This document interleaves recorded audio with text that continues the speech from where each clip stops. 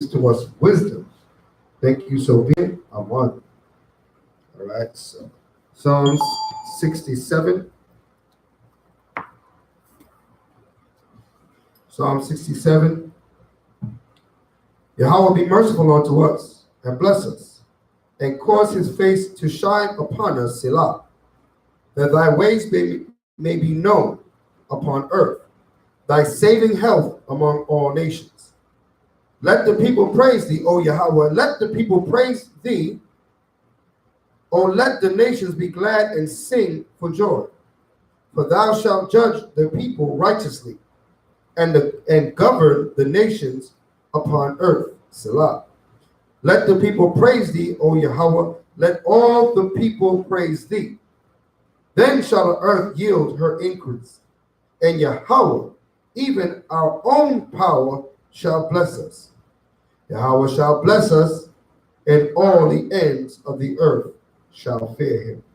Hallelujah. Amen. All right, so you shall be seated. All right, so the class tonight is Train Up a Child. I said it's the first Wednesday class. Those of you on the WhatsApp, so that it was called Wednesday Wisdom. Most of the classes is going to be dealing on wisdom on how to do different, how to perform in different acts of life as Israelites. You become Israelites. Once you know you're an Israelite, you have to live your life as an Israelite to live it, which is according to the laws, statutes, commandments of the Most High God.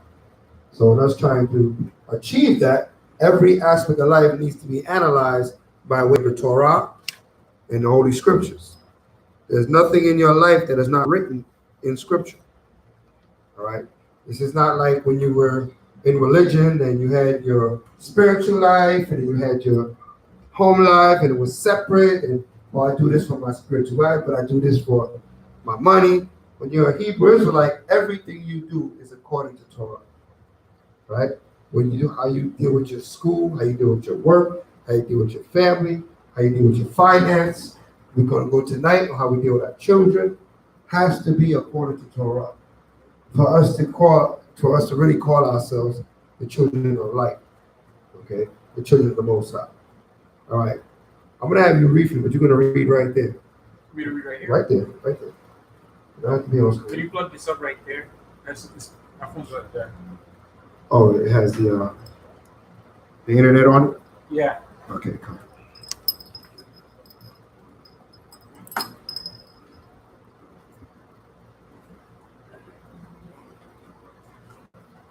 Good. Right.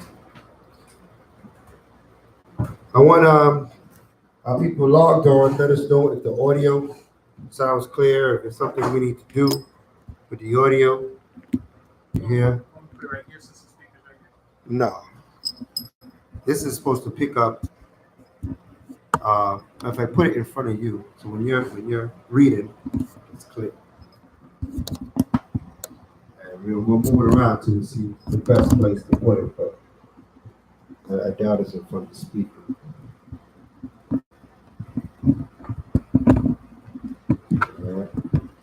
All right. So let's get Colossians 3, verse 17. Like I said, it's the first Wednesday class. Won't be a little sketchy till we get all the technology set up and what we need, what we're trying to achieve. Like I said, anybody that's logged in, make sure that you let us know if we're clear, if you're not hearing us, if you're hearing, we're coming through clear, you can hear everything that's being said. If not, let us know so we can make adjustments to make sure that the video is well and easy to follow. So let's get Colossians 3, verse 17. Oh, somebody said it's clear. It's clear? Yeah. Very clear. Very clear. Yeah, that's what somebody said right now. Hallelujah. All right. Colossians 3, verse 17. Let's give it all praise to the Most High.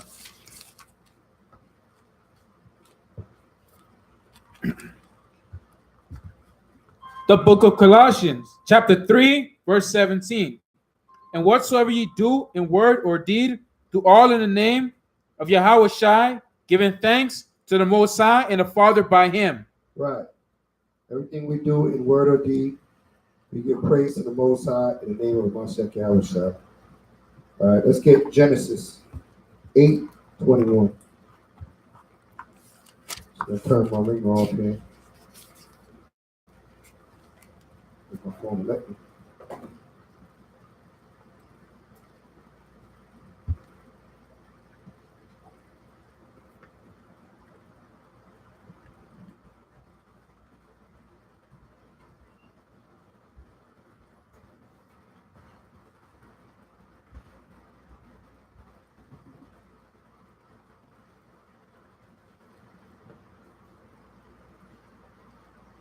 Got it?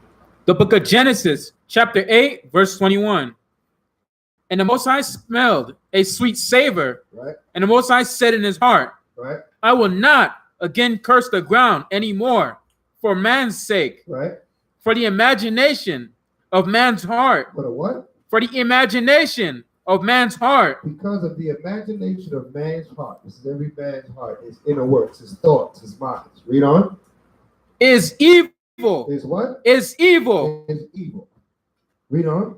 from his youth, From his what? from his youth. From a child coming up. The imagination of a man's heart is evil from his youth. This means that from a child, they conjure evil within their mind. What is this evil? This evil is what we call as our own way. We have our own way. We have our own thoughts. As soon as a child reaches a certain age, well, this is the way I see it. They no longer want to hear. They don't want to be instructed. They want to do things the way they see it. What they think to be right. Okay.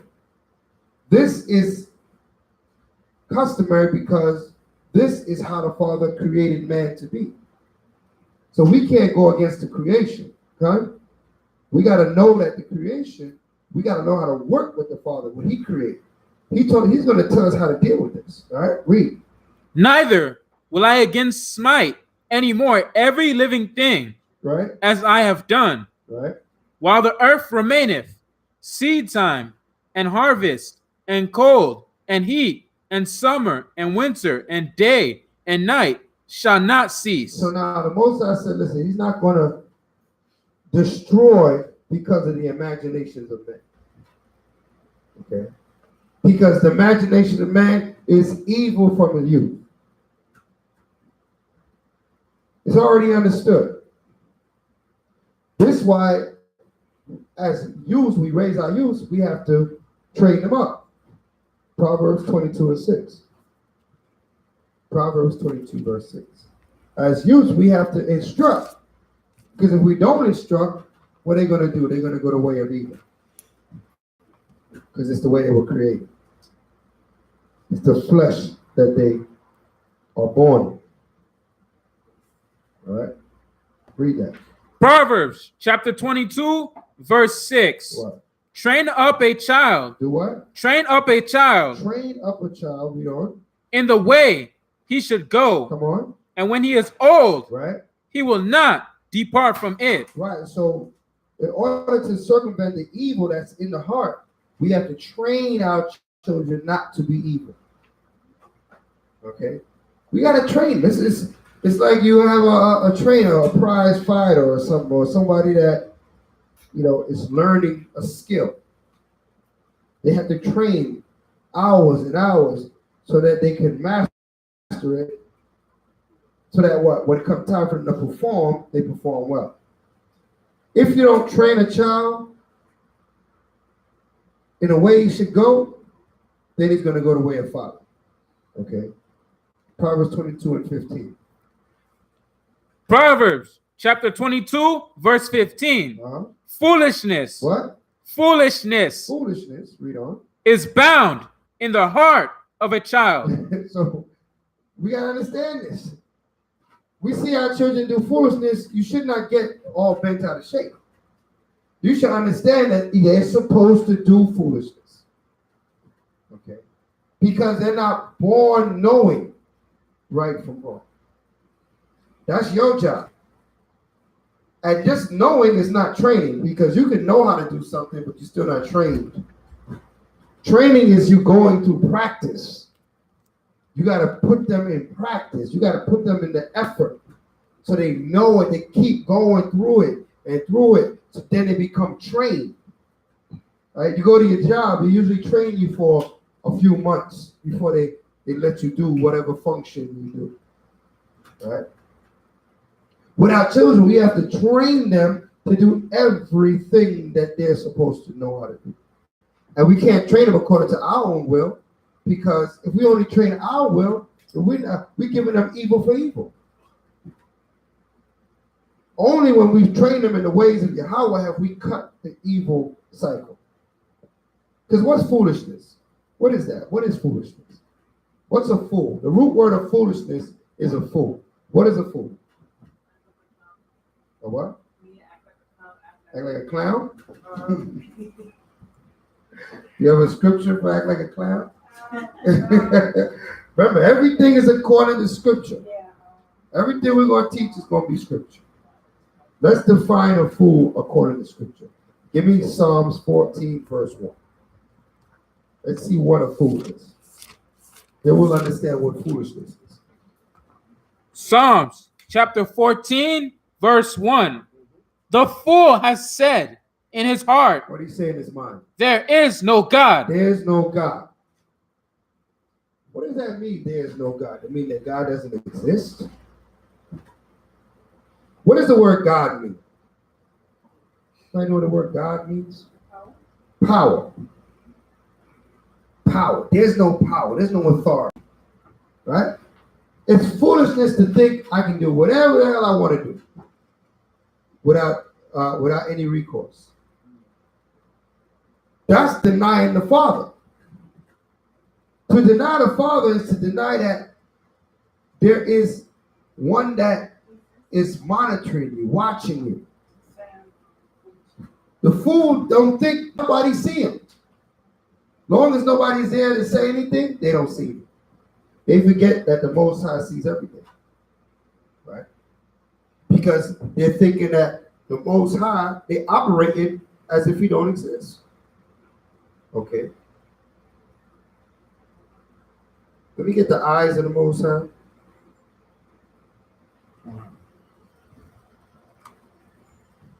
It's 10,000 times brighter than the sun, holding all the weights of man. What is that? That's in the pocket. Yeah. Let's look in the book of Ecclesiastes. Sure. Yeah.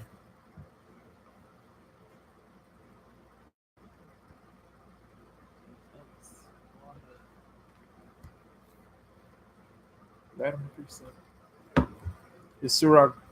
I got it. There you got it. Where's it at? The book of Sirach, chapter 23, verse 19. Okay, I'm right there.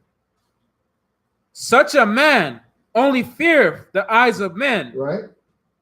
and knoweth not that the eyes of the Adawan are 10,000 times brighter than the sun. Right. So our children have to be trained to know that when you're not there, Yahweh's there. Right? When the teacher's not looking, Yahweh's looking.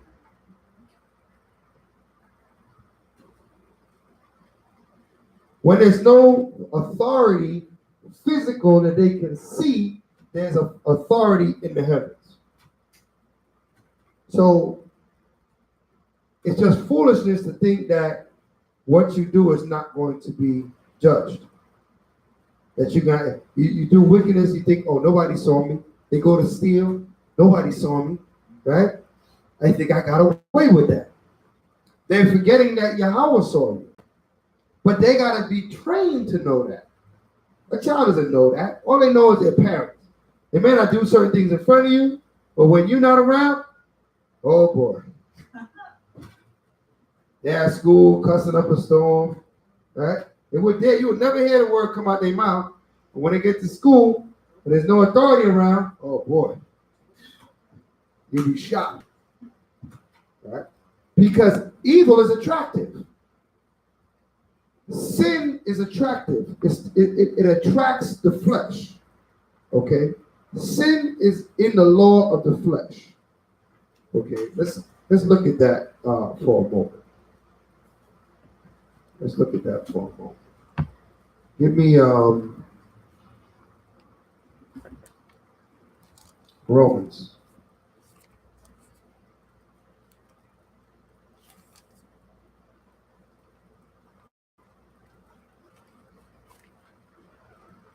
Seven.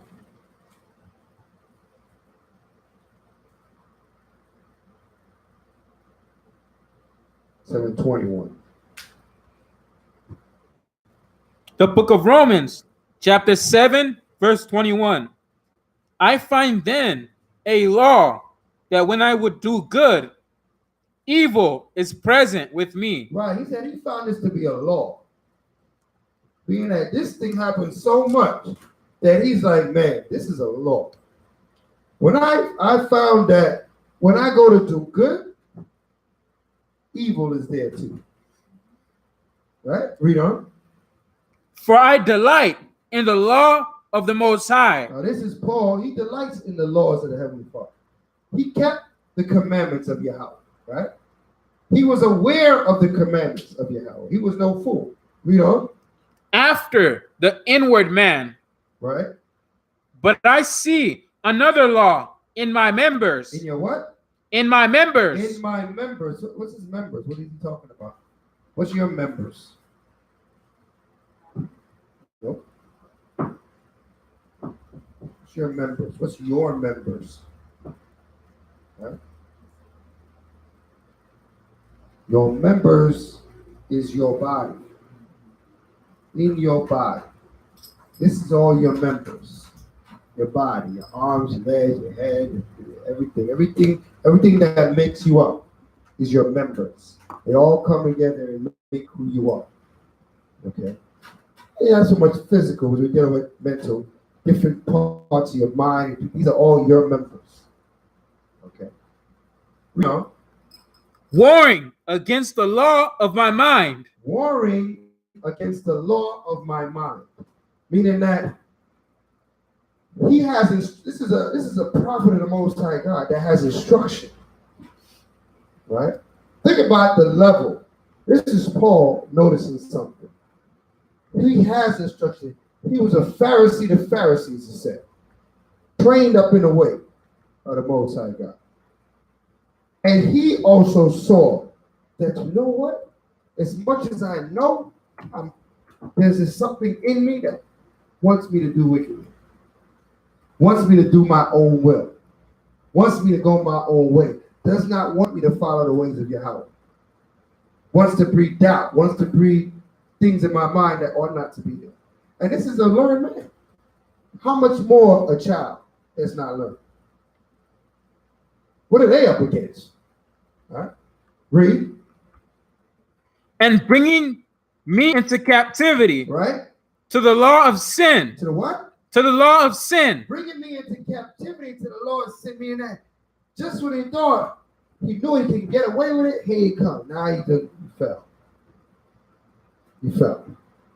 Read on. Which is in my members. Which is in my body, which is part of me. Read. Oh, wretched man. What? Oh, wretched man. Oh, wretched man. Read. That I am. That I am. Come on. Who shall deliver me from the body of this death? Right. Who's going to get me out of this, man? I'm tired of this sin. He's tired of sin. Who's going to deliver me from the body of this death? Read. I thank the Most High through Yahushai. Through who? Through Yahushai. Through Yahushai. Read on. Are the one. Uh-huh. So then with the mind, I myself serve the law of the Most High. Right. But with the flesh, the law of sin. Right. So now what does he say? Get Matthew 26:41. There's a battle. There's an internal battle. But Yahushai is the difference. He thanked the Most High for Yahushai. Why? Because his blood is what atones when we repent for our sins. But we have to teach our children that. We cannot, sometimes we go at our children and we say, don't do this, don't do this, don't do that. But what happens when they do it? right? We might get angry and yell, right? We might get vexed and punished, but do remember to tell them to repent, right? Do we remember that they must repent for what they have done? That they must seek forgiveness from the Most High by Hashem HaMashiach Yahushua. Because ultimately, if they don't repent, right, what they have done is not wiped away. You might feel better, right? You might get some good licks in, and you feel gratified, right? But the sin is still on them. Because they have not been instructed to repent.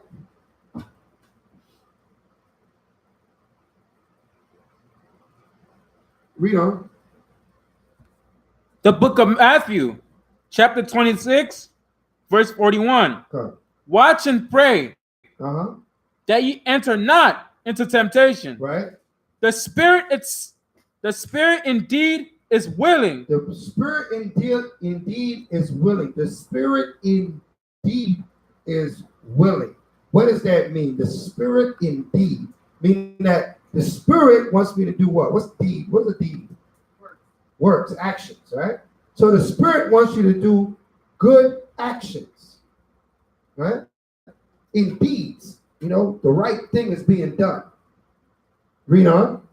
But the flesh. But the what? But the flesh. But the members, read on. Is weak. You ain't want to do it, right? They don't make excuses. They don't get lazy. Especially when it comes to doing what's right. You got to drag yourself to do what's right. To do wickedly, you got all this energy. Right? All the energy's in your back. All right, let's go do it. Let's go have fun. Right? Because you know you're about to go do some wickedness. But to do well, you got to be dragged into it. Why? Because the flesh is weak. The spirit is willing. We have to learn and teach them and train them how to be more spiritual. How to be spiritual. How to give themselves over to their spirit. Because they'll learn spiritual things. They're going to get lessons of scripture. They're going to get lessons in watching what we do. If we're walking and we're moving spiritual, we're talking spiritual, they'll pick up on what spiritual behavior is. Right? What is spiritual behavior? What does that mean, spiritual behavior? Let's go back to Romans. Let's get that understanding. What is spiritual? I'm using that word, but does everybody understand what it means to be spiritual? 7 and 12, right? 14. 7:14. The book of Romans, chapter 7, verse 14. For we know that the law is spiritual, right? But I am carnal, sold under sin. So the law is what makes us spiritual. That means that whatever we do, there's a reason why we do it. Right? There's a law, there's a command, there's an instruction from Yahweh on why we do what we do. That's spiritual. That's when you move as spiritual. If the only reason that you have for what you do is, well, that's what I like, right? Or that's just how I felt. And there's no spiritual reason on what you do, that's vanity. What you like, how you feel is vanity. It has to be a spiritual reason. Okay, I do this because of this. And this is right, and this is good, right? We come together, I go see my brother or my sister because what? I love my brother and sister, right? That's spiritual because the scriptures say we're supposed to love our people, right? It's law that we love one another. So that's why you do this. So you have a spiritual reason for the action that you're taking, not because you just feel like it. You can't be satisfied with that because you wouldn't be satisfied with your children. You ask your children, well, why you didn't clean up? I ain't feel like it. Right? That answer ain't gonna fly with no parent. Right? So why do we give the Most High that answer? In training our children, we'll better understand the relationship that we have with the Father. and what's expected of us, because we're expected to be that good child, the Most High God. Okay, a child that does what he was instructed to do. Go back to Proverbs. And give me Proverbs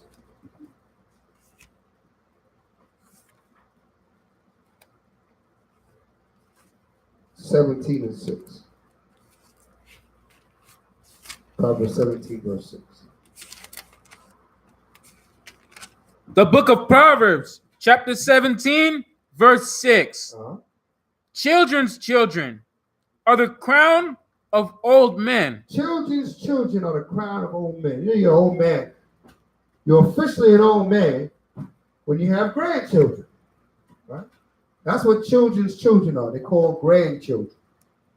And they're a crown of the old man. Meaning that, why is it a crown of the old man? What is it about children? Children carry what? Your lineage, your offspring, right? If they do well, it's a reflection on you. Your child does well, it's a reflection on you. If your child does well, that's also a reflection on you. Because this is how lineage works. Okay. We were lined up and our pedigree. Remember, let me get that. Pedigree. What is that? Numbers 1 and 3. Deuteronomy? Huh? Numbers 1 and 18. Yeah. Come. 1 and 8. 18, yeah.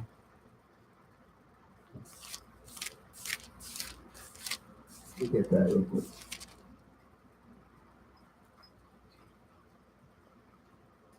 The book of Numbers, chapter 1, verse 18. Numbers, chapter 1, verse 18. Let's see what the scripture is talking about. Yeah, read. And they assembled all the congregation together, Right? on the first day of the second month, Right? and they declared their pedigrees. And they declared their pedigrees. Meaning that they spoke of what their lineage was. Who their father and their father's father was. Read. After their families, by the house of their fathers. Right, so let's give an example of that. Give me the verse 6. Verse 6.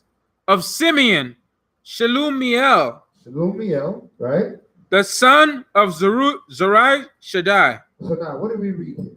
Simeon, of Simeon is his tribe. Shelumiel, of the son of Zerai, right? Zerai Shaddai, right? So now we got his tribe, his name, and who he's son of. We spoke of our lineage. Lineage was important in our nation. Who your father is, what family you belong to. Some of us that come from different backgrounds, different areas, what Esau calls third world countries, they still hold more value. What's your surname? What's your last name? Even in this kingdom, when you come amongst the rich and the famous, and they use their last name. The last name is supposed to show what? Who you're connected to, right? What's your family name? What's your surname? Okay, read that again. 1 and 8. The book of Numbers, chapter 1, verse 18. 18, sorry.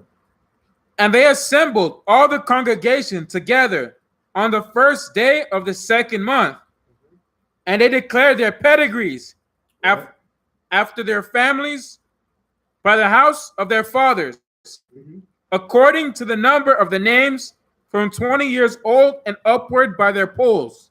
Right. So what?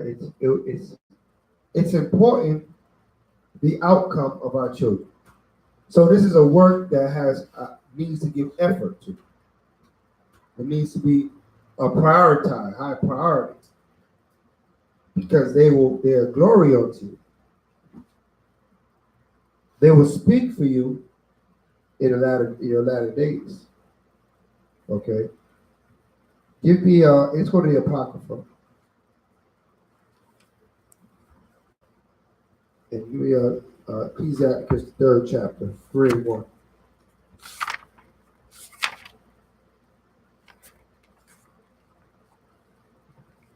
The book of Ecclesiasticus in the Apocrypha, chapter 3, verse 1.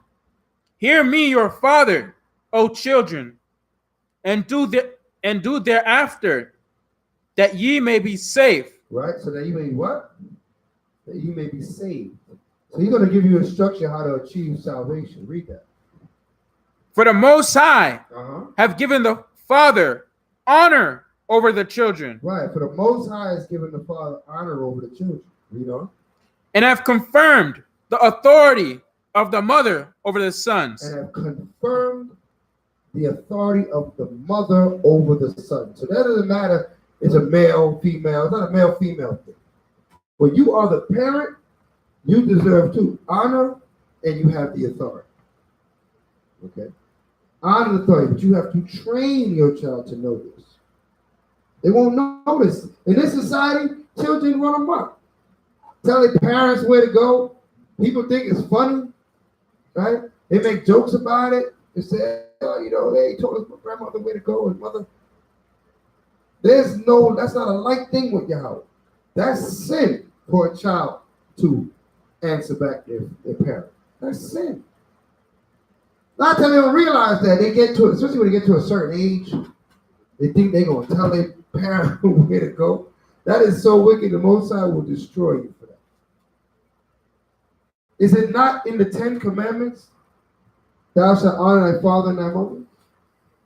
The 10 Commandments are the top 10.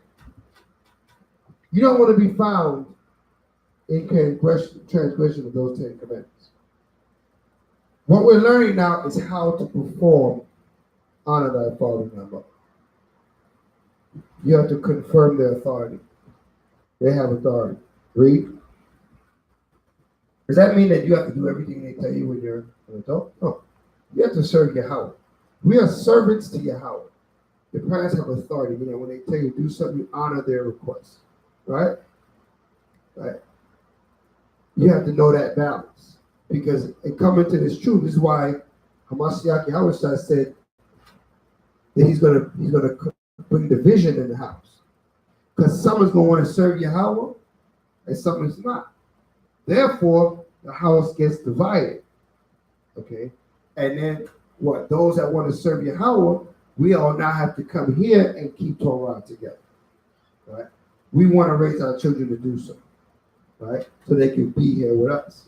That division doesn't dwell within the house. Okay? It's unfortunate, but it can happen. Right? That the children just will not hear the way of Yahweh. And there's going to be a bit of division there. Because you're going to do what's right. You're going to expect what's right according to Torah. Now, we train them. At least they're going to know certain things.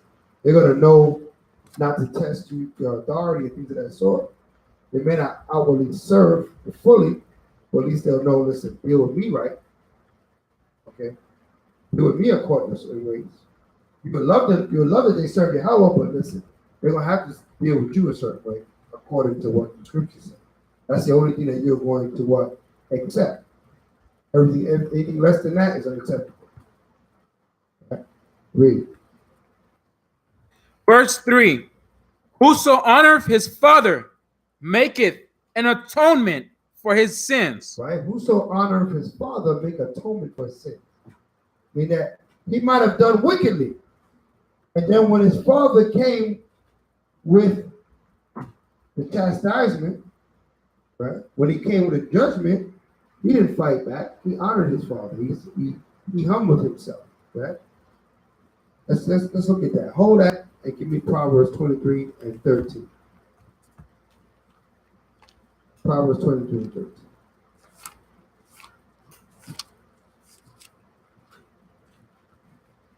Proverbs chapter 23, verse 13. Read. Withhold not correction. Do what? Withhold not So correction. now when it says the father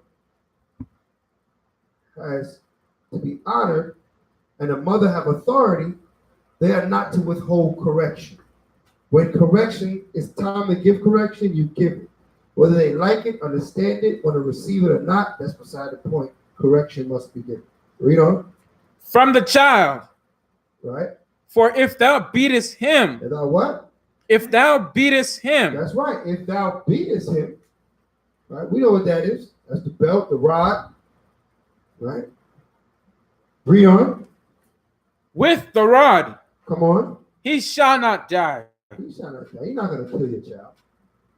They scream out and cry, but you're not. You know you're beating them in love. You know you're not going to injure this child. Right? This is not talking about people that abuse children, child abuse. Right? This is talking about that our children, the children of Yahweh, are stiff-necked, rebellious people. They're children of a stiff-necked, rebellious people that sometimes have to be broken. And we're gonna see what the scriptures say about that. Read on. Verse 14. Thou shalt beat him Right? with the rod, Right? and shalt deliver his soul from hell. From where? From hell. Right. Deliver his soul from hell. What's his soul? His life. Deliver his soul, his life from serving Satan. Because you came hard on him. Or her. Okay? Let's go for the boys. Go for the girls, same way. You came down hard on them. Okay? That's going to keep them safe. Because the fear of you should be higher, should be more to the forefront of their mind. So when Satan come with his influences, they're not easily swayed. Okay? Everybody understand that? What you got? You got Proverbs 13:24. Yeah, I got that. Oh, you got it? It's coming up next. Huh. Proverbs 13, verse 24. Read that. Proverbs 13. 13, 24. Proverbs chapter 13, verse 24. Come on. He that spareth his rod Right? hateth his son. Read that again. He that spareth his rod Right? hateth his son. And your son said, oh man, you beat me, you must hate me. This is the exact opposite. If I don't beat you, I must hate you. Because I know that Genesis 8:21 already told us that evil is sown in your heart from a youth. And the scriptures showing me here that what? We must train our children. And part of the training process is they must feel the rod. Okay? They must feel the rod. Give me Ecclesiastes 7:23.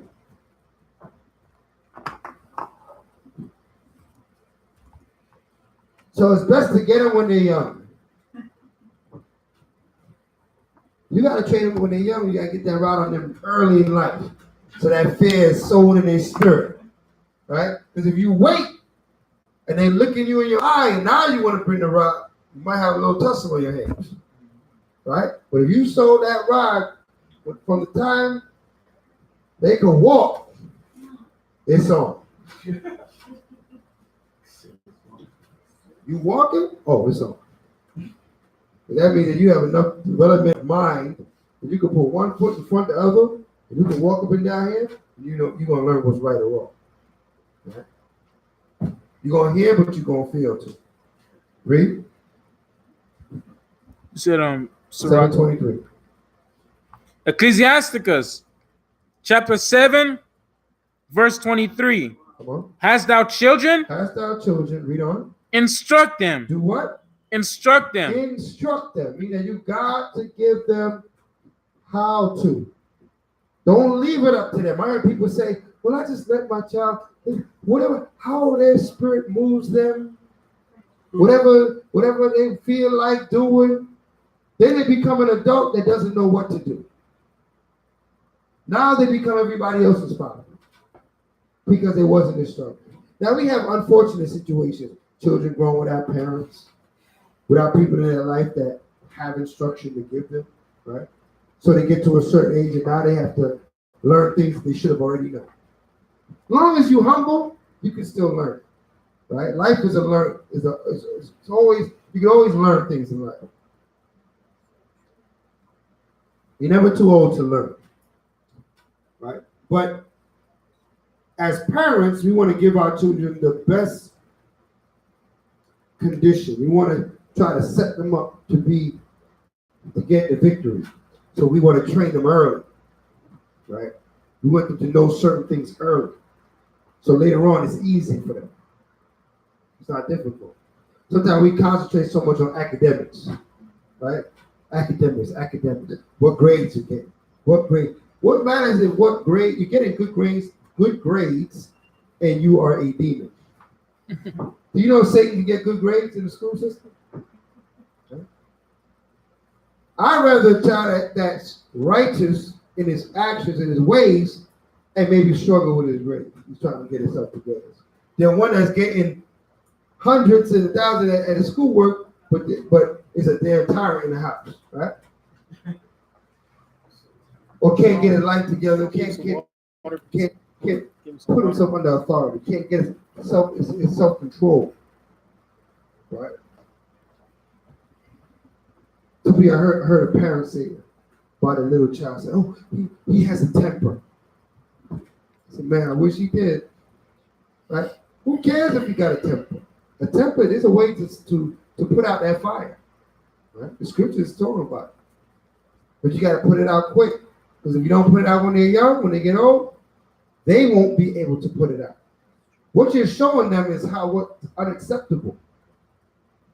So that they know in their spirit this is unacceptable. This is what I used to get in trouble for all the time. But if they didn't get in trouble for it, then they don't know that it's wrong. Right? Slothfulness, which is laziness.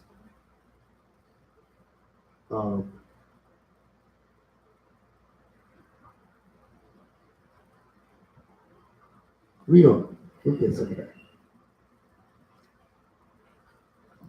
And bow down their neck. Do what? And bow down their neck. That means humble them. Read. From their youth. From their what? From their youth. You can't wait till they're old. You can't wait till they're a teenager. You got to get them in the single digits. You got to get them. You got to lean on them hard. Because when they start getting up there in number, they're supposed to have that embedded respect, that embedded honor for you.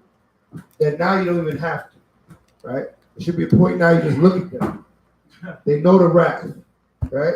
They don't want no part of it. Because if they don't, right? You're not trained to know, then it will defy. Right? There's a child spoken about in Torah. Let's get is that it on that? That's it on there, right? Gone. Deuteronomy 22 and 18. Deuteronomy 22 and 18. Let's look at this child in Torah.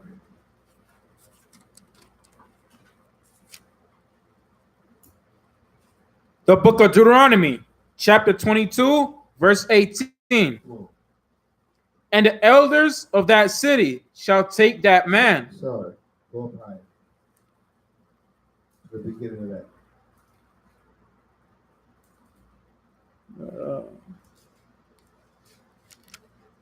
Look at 22.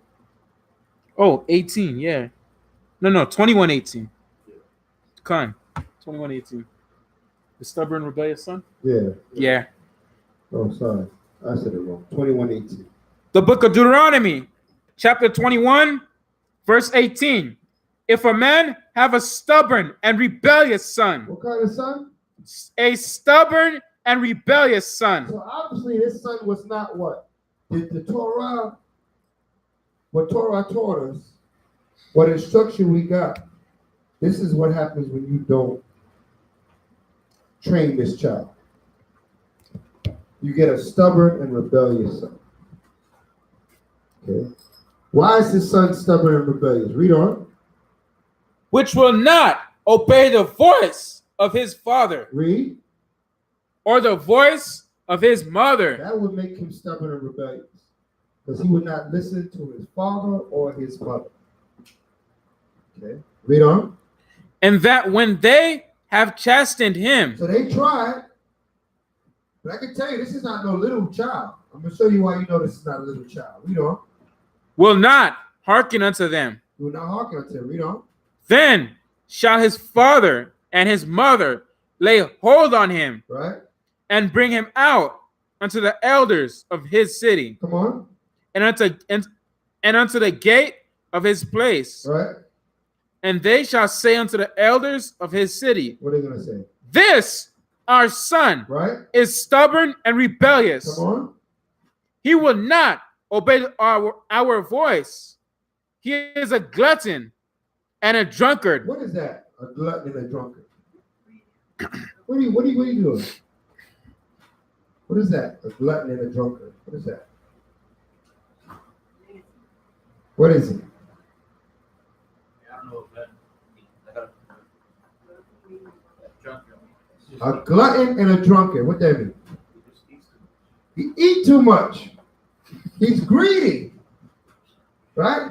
If there's a house of 10 children and you bought 10 burgers, you don't watch him, he'll eat 8. Straight up. With no conscience. Talking about I was mad hungry. Right? No conscience with an excuse. That's a glutton. Greed. Only thinking about himself.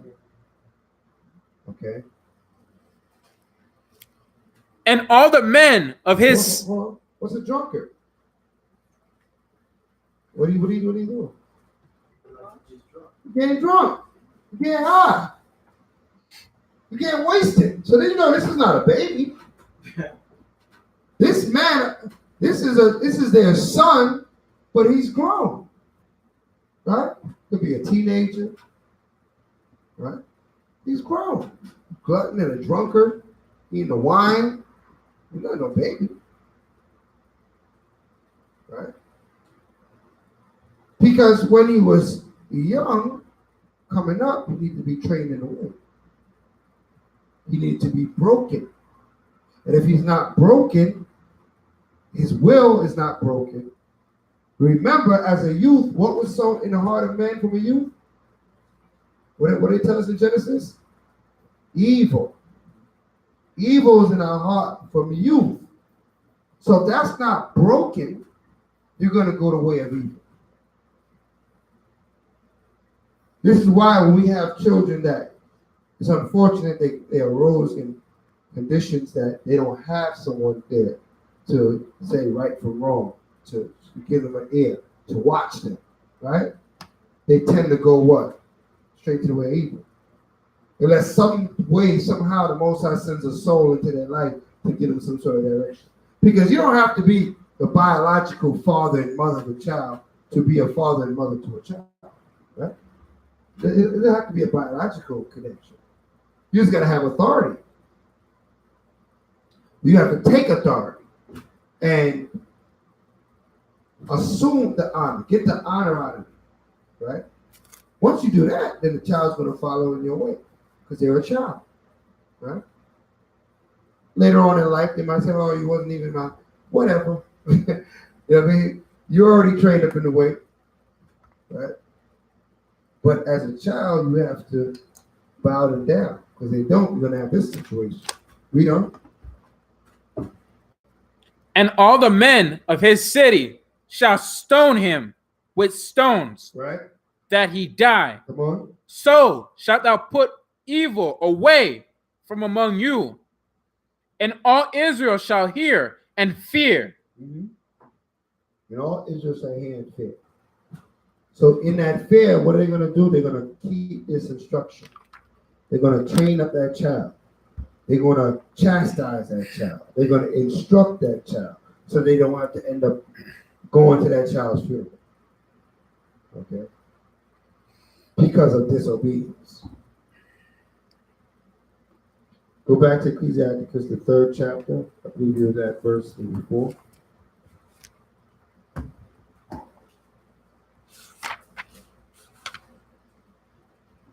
Ecclesiasticus chapter 3, verse 4. Come on.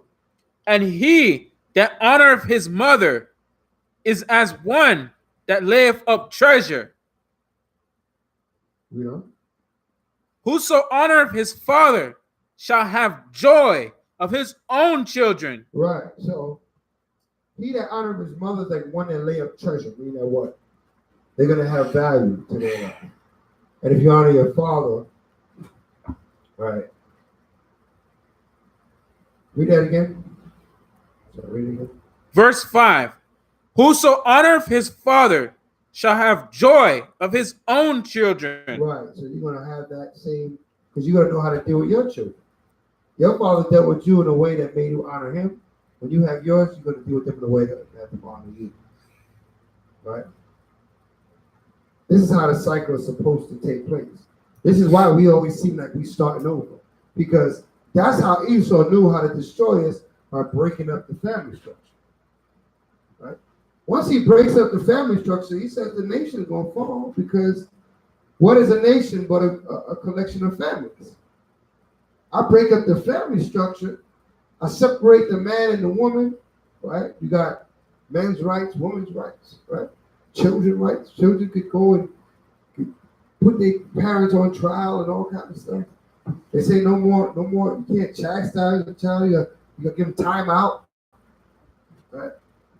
You got to talk to them, right? Discuss with them what wrong that they're doing. There's nothing wrong with discussing things, but according to Torah, our children they need hands-on. They need it. You're saving them. You're not hurting them. I should just say, don't worry, you will not die. He will cry, but he will not die. Okay. Read on. And when he maketh his prayer, he shall be heard. Right? He that honoreth his father shall have a long life. Come on. And he that is obedient unto the Most High shall be a comfort to his mother. Wow. He that is obedient to the Most High shall be a comfort to his mother. He's going to be there for his parents because he's obedient to the Father. Okay? The parents are needing not to worry that they're going to hear some story one day because he's covered by the Most High God. Okay? Drop that. Give me Proverbs 15 and 20.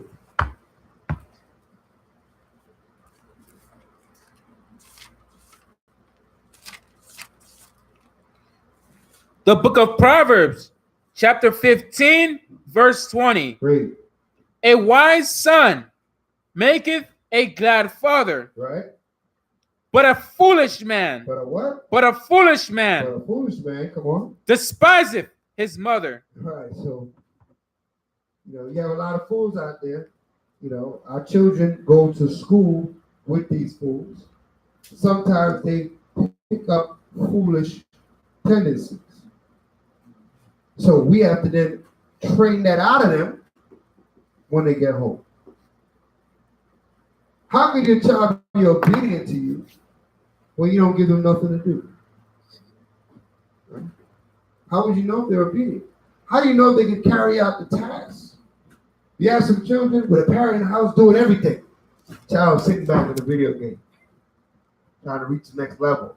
Parent running back and forth, cleaning up everything, running around. They there at leisure time.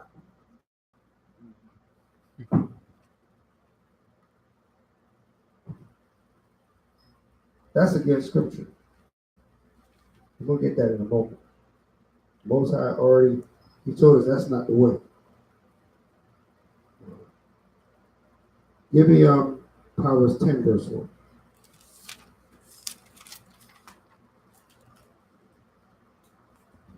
The book of Proverbs, chapter 10, verse 1. The Proverbs of Solomon, a wise son maketh a glad father, Right? but a foolish son is the heaviness of his mother. Right? Come on. Treasures of wickedness profit nothing, but righteousness delivereth from death. Right. So a lot of times people judge their children by what they're able to acquire in this world. Not if they're right or wrong. If they're righteous. Okay? You hear parents boast about their child went to this school, got this grade, stuff, making this amount of money, got this kind of job. But you never say, my child is really righteous. Right? You know what? My child, this cat keep Torah. Right? He's on point. Nobody's gonna boast about that. They're not gonna get a bunch of pats on the back. You're not gonna get a graduation ceremony for mastering the 10 Commandments. This society care less, right? But we, in the Lord, that's in the light of the Father, we have to abound in those things. We have to make those things important. When your children are keeping the Torah, keeping the law, you see them keeping the commandments, they need to be encouraged. They need to be uplifted. They need to know that there is a reward, right? Because we're quick to give a reward for a good report card. Right? Oh man, you got all A's. Hey, what do you want? Anything you want, you got it, right? But how are they with the Most High's report card? If the Most High gave a report card, how would that one look? Right? So I wonder how do they really acquire these A's? Right? Right? Did they do the work, or did they put pressure on somebody? Right? You don't know. You gotta check their character. Right? In order for you to do that, you gotta try them. You gotta test them. Right? You gotta test their character. You gotta give them something. See what they do with it. See if they got charity in their spirit. Have them distribute. Have them do the things that the scriptures tell us so that they can be trained. There's no way you can be trained and you're not tested. What kind of training you go to and there's no test? There ain't no real training. Because how do you know if you retain the information that you were trained? They got to test you somehow. All right, training is over. All right, you guys can leave now. You don't even know if you know. You might think you know, but you don't know if you know. You don't know till you have to perform. Right? We can teach them about charity, brotherhood, sisterhood. But do we train them? We show them this is what you got to do. Listen, I just gave you 2. Who are you going to give that other one to? You got to test them. What spirit you got on? Right? And sometimes they're out of control because they're in the flesh. The flesh is strong. Right? We went over those scriptures. The spirit is willing, but the flesh is weak to sin. Right? It's going to draw them in. You got to give them the strength and the willpower to say la'ah, to say no. To say, thus saith the Most High. Okay. This is not Torah. This is not right. When their friends trying to get them to go, run a little 5-figure special at the local store, they got to have wherewithal to say, thou shalt not steal. Right? Right. Because then everything else that they're receiving, every instruction in this world, that don't matter. Right? In this world, they say don't get caught. They don't say don't steal. They say don't get caught. They say you stupid because you got caught. They never say you stupid because you stole. You stupid, you got caught. You should know better. Right? Had you not get caught, was you better off? Right? It's a blessing that you got caught. That's what I said. You stole, you got caught, that's a blessing. That means the Most High said, you know what? I'm not going to lead you to life of crime. You finish. You're going to get caught. Right? Get out Ecclesiastes. 8 and 11.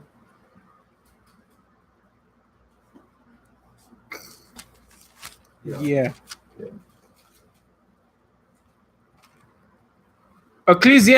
Ecclesiastes chapter 8, verse 11. Because sentence against an evil work is not executed speedily. Right? Therefore, the heart of the sons of men is fully set in them to do evil. To do evil. Fully set in them. You see that word? Meaning that Dave said, listen, if I sin and get away with it, I'm going to make this my career. I'm going to become a professional here. This is great. I stole and didn't get caught. I lied and didn't get found out. I did wrong and didn't get exposed. I'm going to continue to do this wickedness. I'm good at it. This is the mind of man. Okay? We got to be wise in that. We got to make sure that we're giving our children that instruction to know that, and we began this fast, to know that when no man saw you, Yahweh saw you. They need to know that. Yahweh saw you. That you need to go to Yahweh by Shem Yahweh. You need to repent. Forget about nobody else ain't see you. The Most High saw you. Okay? I got a precept. Sure. Ecclesiastes 11 and 9. Ecclesiastes 11:9. Okay. Give me that. Ecclesiastes chapter 11, verse 9. Uh-huh. Rejoice, O young man, in thy youth, and let thy heart cheer thee in the days of thy youth. Right. And walk in the ways of thine heart, and in the sight of thine eyes. But know thou that for all these things the Most High will bring thee into judgment. Right. Therefore, remove sorrow from thy flesh, from thy heart, and put away evil from thy flesh. That's right. Put away evil from thy flesh. Because the Most High watching. Even in your youth, He watching. You don't get away. You don't get a pass because you're young. You're not too young to do right. If you're old enough to do wicked, you're old enough to do righteous. To be righteous. But they got to be held to these things. They got to be trained on these things. They got to be pressured to do what's right. Right? They got to be trained. You got to put them in scenarios, put them through situations so that you can see if they're moving in the spirit. If they're not, you got to correct them. That's how you train someone. Right? Not like who's that old movie, Karate Kid, right? Mr. Miyagi had this boy wiping the car a certain way, over and over and over again. So that then he showed him why, because you be able to move your hand in a methodical way, right? Same thing with our children. We have to get them to do things over and over and over again, so that when come time for them to perform, they know what to do. Right? If they never was taught to give charity, how can we expect them to be charitable? Okay. If they're never put in a position to stand up for righteousness, how are they going to stand when they're tested? Right? Deliver the message. Tell them, listen. Go tell them that's against the Torah. Go get them the scripture. Right? Go give it to them. They gonna want to do it. Well, I don't want to do it. Go give them the scripture. Thus saith the Most High. Right? Because after they do that, first being forced, as they grow, they're being trained. Right? They're being trained. Even professional athletes need a trainer. Right? Professional athlete, I'm a professional football player, or basketball player, or boxer or something. I need a trainer still. Because you're always going to want to cut corners. You're going to want to give your flesh ease. That trainer don't let you do that. Right? That trainer's on you. Oh, you can't. Yeah, it's got to be done this way. Right? That's what you have to be for your children. That's it on that. You finish that verse? Oh, no.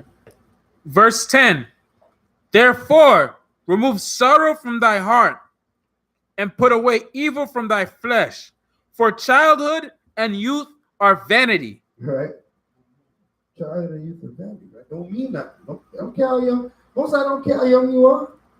He will bring judgment on our children. We see children die all the time. Get cut down. He will bring judgment on a child. I'm going to prove that. Read that. Is that on that? That's it. All right. Give me, let's prove that point. 2 Kings 2:23. The Most High will bring judgment on your child if he's found in his wickedness. He's not going to give him a pass and say, oh, but he's a child. Read that. 2 Kings chapter 2, verse 23. And he went up from thence unto Bethel. Right? And as he was going up by the way, there came forth little children Little children, little ones. Read on. out of the city Come on. and mocked him All right. and said unto him, Go up, thou bald head. Right? Go up, thou bald head. Get out of here with your bald head. Huh? Now, you know, we didn't bald our hair, so, you know, that's a receding hairline. That's, you know, that's your hair falling out. When you get to a certain age, you might get receding hairline. Elijah. And they clowning the prophet of the Most High because the top of his hair was bald. These little children. Read on. And he turned back and looked on them. He turned back and just looked at them. You know that he was quite angry. Right? Read on. And cursed them. And he did what? And cursed them. He cursed them evil children. Read on. In the name of Yahweh. In the name of who? Yahweh. He cursed them children in the name of Yahweh. He said, y'all little demons and Most High deal with y'all. In the name of the mighty Yahweh. You tell me you can't set these children straight. Everybody want to be so soft with the children. If you soft with it, what? Evil children become what? Evil adults. A wicked child becomes a wicked adult. A selfish child becomes a selfish adult. A greedy child becomes a greedy adult. We understand that. Most High has given us this understanding. We can't be soft. And, oh, he's just a little one. Oh, he'll learn. He'll learn in time. Time will teach him. I don't let time teach nobody nothing. Time ain't going to teach you. They must be taught. They must be taught. Read on. And there came forth 2 she-bears. To what? 2 she-bears 2 grizzly she-bears came out the forest. Read on. out of the wood Come on. and tear 40 and 2 children of Tell how them. many children? 40 and 2 children of them. Bears was on a mission from Yah. Killed 42 children in the name of Yahweh because they were wicked children and cursed the prophet of the Most High, mocked the prophet of the Most High God. A lot of us would say, oh my God, they're just children. Oh my, it's just children. Listen, for the Most High, we're all souls. Whether we old, young, we're souls, right? He created us. We're souls. We already created in his sight before we come out the womb. So we existed with Yahweh before we was born. So he don't care what age you are. He already knew you. He knew you before you was here. So you're not new to him. You might be new to your family, right? New to the people that you come in contact. He already knows you. He said, oh, you're to your wickedness again. I'll cut you down right now. You could be 5 years old. Y'all, you on my back already, right? He's already on his back. Why? Because the Most High don't judge. His thoughts are not our thoughts. His way is not our way, right? His way is above our way, right? He knows what we don't know. Our minds is conformed to the time and the time we're living in. That's why when we use his commandment to govern ourselves, we moving on a higher plane. We're moving above man's thoughts. Your wisdom is excelled because you're moving like a God. That's why the scriptures say you're gods, but you die like men. You're gods, but you act like you don't have this instruction. This instruction makes you authority. You have to move in the spirit of the Most High God. When you make a decision, you speak in the words of Yahweh. There's no greater, stronger words on the earth. So what? These 42 children got ripped to shreds, mocking the prophet of the Most High God. This is why it's very important that we instruct our children. Deuteronomy 4 and 18. Deuteronomy 4 and 18.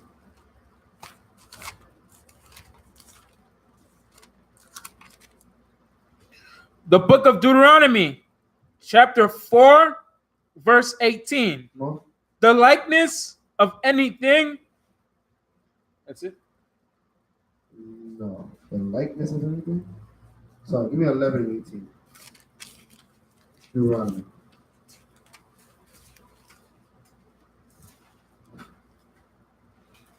The book of Deuteronomy, chapter 11, verse 18. Therefore shall ye lay up these my words in your heart and in your soul, and bind them for a sign upon your hand, right?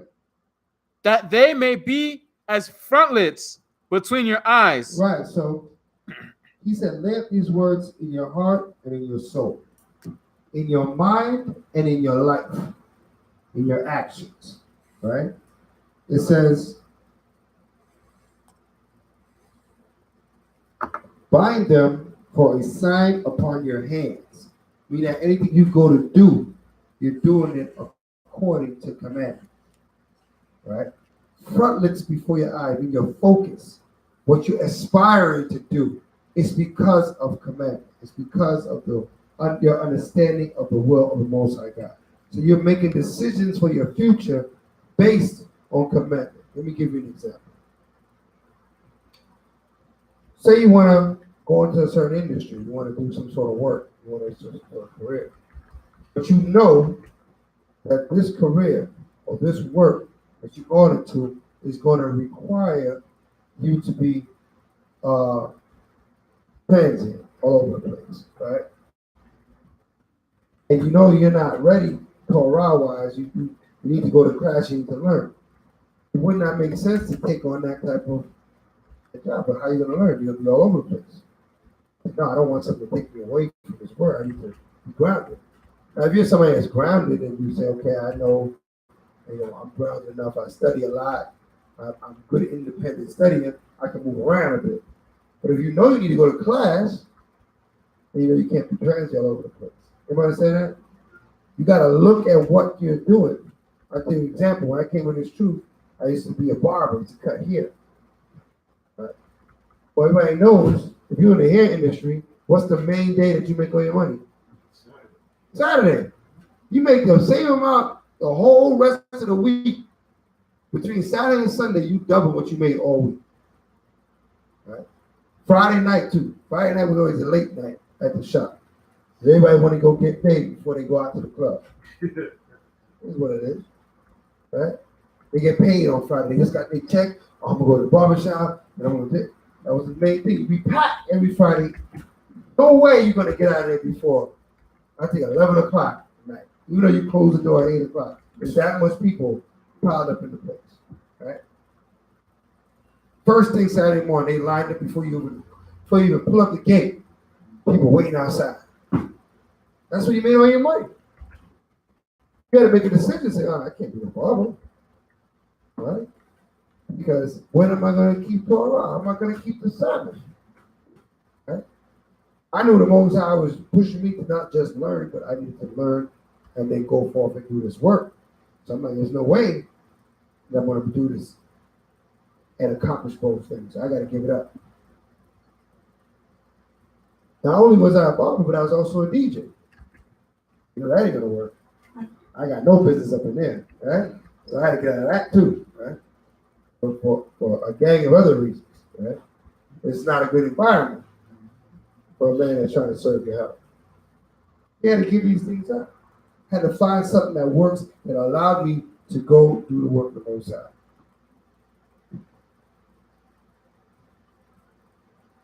That's what it's talking about by binding it on your hands and having frontlets before your eyes. You know, listen, I'm not going to go into it if I think it's going to pull me from the Most High. Right? I can remember at one point I got offered a job to work for the Marriott, electrician job, whatever it is. Good job, good money. But for a young man, I think I was 22, 23. Offered me what, $28 an hour? Who get that age? Right? I'm like, shoot, I'm in there, right? Went to the interview, we talking, we chopping it up, he telling me about the job. I'm like, yeah, I got that. Yeah. He already knew me because I had to work contract for them already, so it was all good. Then we settled on it. He said, yeah, you know, it's gonna be great, you're gonna be here. He said, oh, but one thing. You gotta shave all that hair off your face.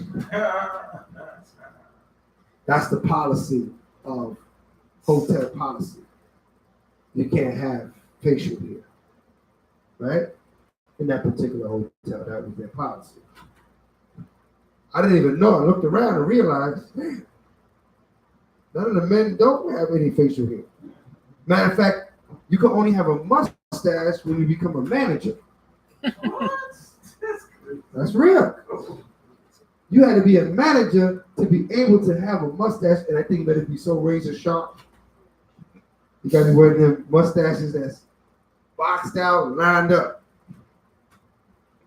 I said, well, I can't take this job. That man looked at me like I was crazy. He said, you about to go from making $16 an hour to $28 an hour. You're going to turn it down over your beard? I said, it's not about my beard. It's about my God. It's about who I serve. It's not about my beard. Cutting beard. Beard is just here, right? But you finna tell me I got to stay in the transgression. You know what I mean? I can't do that. I can't do it.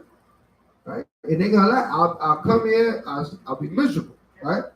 I'll be miserable. I'll be like, man, I can't go around the brother. I keep looking at me crazy. Yeah, brother, you can't go teach like that. You gotta stand in the back. Right? You look crazy. Right? Be like the men that came from David. They said, man, you stay outside the camp till your beard grow back. Because the damn Hamites cut the man's beard off. David said, you can't even come back in the camp till that beard grow back. You looking crazy. People looking at y'all crazy. So I had to let it go. No, I can't do it. He looked at me. He looked at me. Every time he saw me, he looked at me like he couldn't believe it. Right? Because people don't understand faith. I had faith that, you know, well, I'll be all right anyway. Right? I'll be all right anyway. Okay, yeah. That would have been some good bread. You know what I mean? Young man, I think I only had, what I had? One. I think one and one on the way. Right? No, I ain't had much children, but I had bills. You know? So it would have been a good come up. As it arrived. Because you have to be trained. We got to train our children the same way. We got to let them know, listen, what you going into? What you going to be? Can you keep Torah in that industry? Yeah? Maybe you got a daughter, she's pretty. Or she want to be a model. She want to model. That's one of the wickedest industries on the planet Earth, model. Right? What they do to them young women is legally is an abomination. Okay? It's an abomination. You see that they had a show Top Model, right? The things you see them put them young ladies through, it's an abomination. They're like pieces of meat. They're like Like they have to totally disconnect from their physical. Their physical belongs to the model ages. Their body belongs to them. Their vessel belongs to the model ages. They do anything they want to do with it. Paint them, do anything they want to do by contract. They think it's glamorous to be a model. So you can't be in this Torah, be a model in this kingdom. In the Torah. Can't do it. So we got to be mindful of these things. Okay? Let's read on. Verse 19. And ye shall teach them your children, Right? speaking of them when thou sittest in thine house. Right. So you're at the table. Talk about things that concern that you can then bring biblical instruction to. Did you see this on the news? See what he said? What commandment is that? What law is that? What is he breaking? What is he going on? What spirit is he in? Is that envy, that strife? Is that malice? Is that lasciviousness, evil concupiscence? Which one is that? Right? Or is that, or on the flip side, is that the fruit of the spirit? Is that charity? Is that love? Is that long suffering? Is that something good? Right? You can analyze everything. Right? And then show them the analyzation. Let them begin to analyze themselves. Read on. And when thou walkest by the way, Right? when thou liest down, and when thou risest up. Right. So now these people don't walk nowhere, but we drive. So when you're driving somewhere, talk about these things. You're always wondering what to talk about. There's always something in the spirit to talk about. Always something an opportunity to give instruction by way of Torah. Read. And thou shalt write them upon the doorposts of thine house and upon thy gates, that your days may be multiplied in the days of your children in the land which the Most High swear unto your fathers, Right. to give them. Right. So what? Your days will be multiplied if you carry this out. If you do according to Ezra instructed. Okay. So all this lesson today, the topic is train up your child. And we're going through all the reasoning and why and how to do so. Okay. Proverbs 29:15. From the chastisement to the instruction, to giving them the knowledge, to training them, put them in situations that they gotta do something righteous. Get them used to doing righteousness. Get them accustomed to it. Let them do well for others. Let them feel the gratification of doing God's will. Okay. Let them bless the children of Israel. Right. Read that. The book of Proverbs, chapter 29, verse 15. Come on. The rod and reproof give wisdom. Right. Rod and reproof give wisdom. So you just can't beat them and don't say nothing. Right? The rod is the physical chastisement. But along with that, you have to give them the wisdom too. That they don't end up in this situation again. You know? A lot of times they need instruction, man. They need guidance. The rod opens up their ear, gets their attention. Right? You know, that's when you got a child. After you just beat a child, they hang on every word. They can repeat everything you said. Before they were barely listening to you. Right? But after you light them up a little bit, then now you're speaking, they're receiving the instruction. You cleared the path for the instruction. Right? It's in the scriptures. If it's in the Bible, you know it's true. The Most High is not author of confusion. He gives us clarity, exactly how to do this. Read on. But a child left to himself. Right? You don't give no instruction. You leave in front of SpongeBob SquarePants every day. He's in front of the television. His instructions coming from the airwaves. Because you ain't doing that with a child. You back in the room doing your own thing. They in front of the TV. All right. You know how much of our parents today? That's what parents do today, man. Children in front of the TV. Don't bother me. They're on their phone, you on your phone. Okay? They're getting no instruction. Then we wonder why. All right? Why are you acting like this? Well, this is what SpongeBob taught me. Right? Because you didn't teach him nothing. You just wanted him to be quiet. Go do something. Now, of course, sometimes you got to send children away. Go do something. But for the most part, we need to give them instructed free time. What do I mean by that? They want to go play a game. Make sure they're playing the game according to the rules of the game. And they're not just willy-nilly doing some folly. Right? So I say, okay, you want to go do this? Go do that. Go play a sport. Go play something that takes them, that they have to do things a certain way to achieve a certain goal. Once they're doing that, all right. Well, they got this thing in the school they call free play. So they just let them run out there. Free play means that you didn't set nothing up for them to do. And you let them run wild. They'll find something to do. Usually it's going to be something evil, right? Some sort of wickedness. You set them out for free play, next you know they're in the corner playing spin the bottle. Right? Oh, I don't want you to be doing that. Well, you should have gave them something to do. You should have gave them something to do. Because you know, as a wise, we have wisdom. We know that mind uninstructed, you leave a child to himself, wickedness is what's going to take over. Somehow they're going to conjure up some sort of evil to do.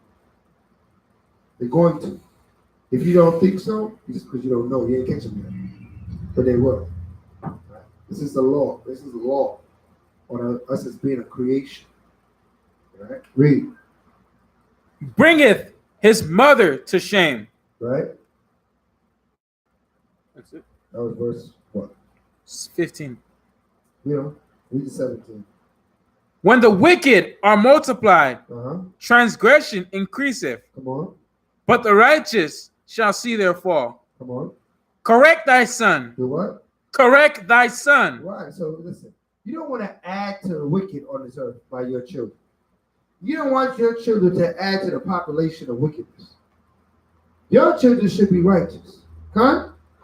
Your children supposed to be righteous. You know righteousness. Instill it in them so they be righteous as well. Read.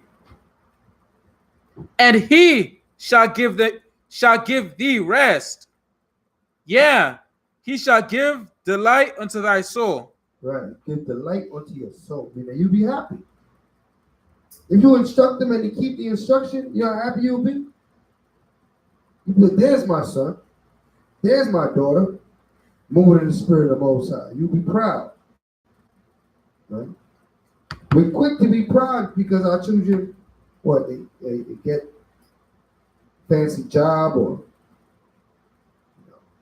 a daughter marry a rich man.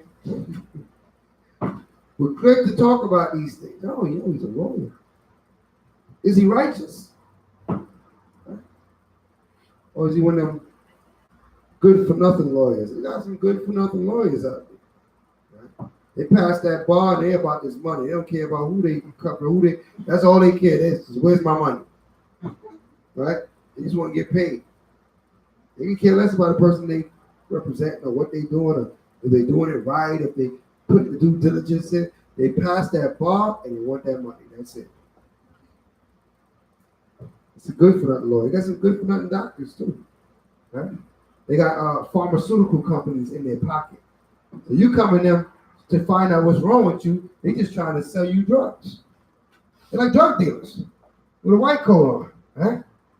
You know, I got something for that. I'm sure you got something for everything. Because the pharmaceutical company take care of you. More prescriptions they write to make this thing, pharmaceutical company say, all right, you taking care of us. Or they go get stock in that certain medicine. Next thing you know, they have a vested interest in this medicine going out there. Right? And that medicine do everything to you but what you want it to do. Right? You got supposed to have one effect and it got 25 side effects. So that don't make sense. But he had one side effect and 25 good effects. 25 side effects of one effect. That's a losing battle right there. But this is what it is. It's fueled by greed. Okay. Giving our children understanding. Proverbs 4:1. But before you get that, give me Proverbs 31:1.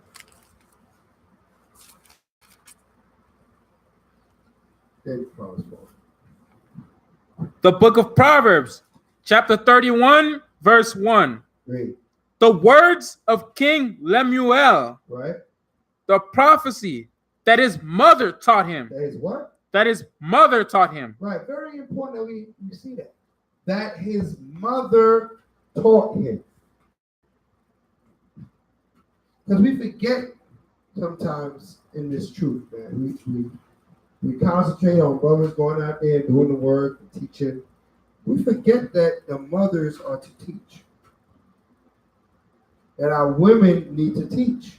You don't need to learn. You can't be a lifetime student. At some point in time, you go from being a student to teaching. You understand that? Because it's like you receiving and never giving. Wouldn't that be selfish? Right? So if you're receiving, you're not just receiving for yourself. Hold on. Hold on where you're at.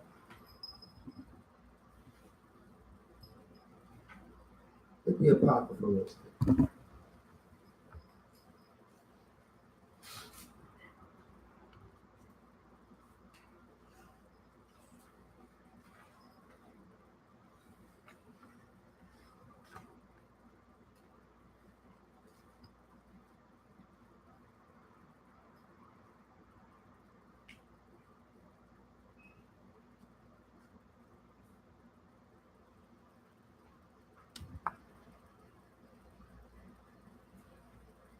We labor for all those that need learning.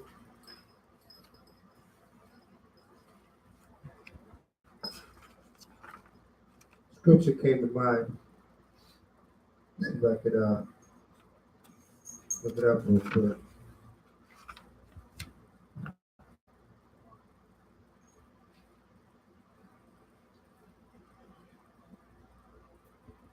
We labor for all those that need learning.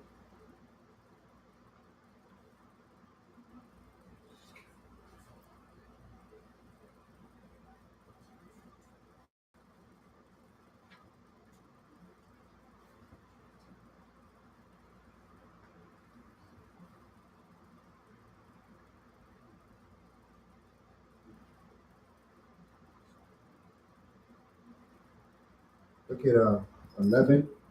Yeah, that's 11.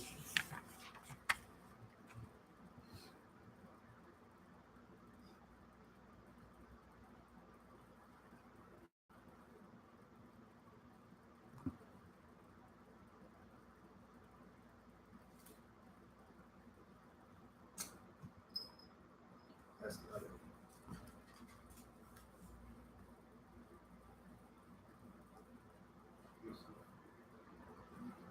not it. That's not it. The scripture says we labor for all those that need learning. Hold on.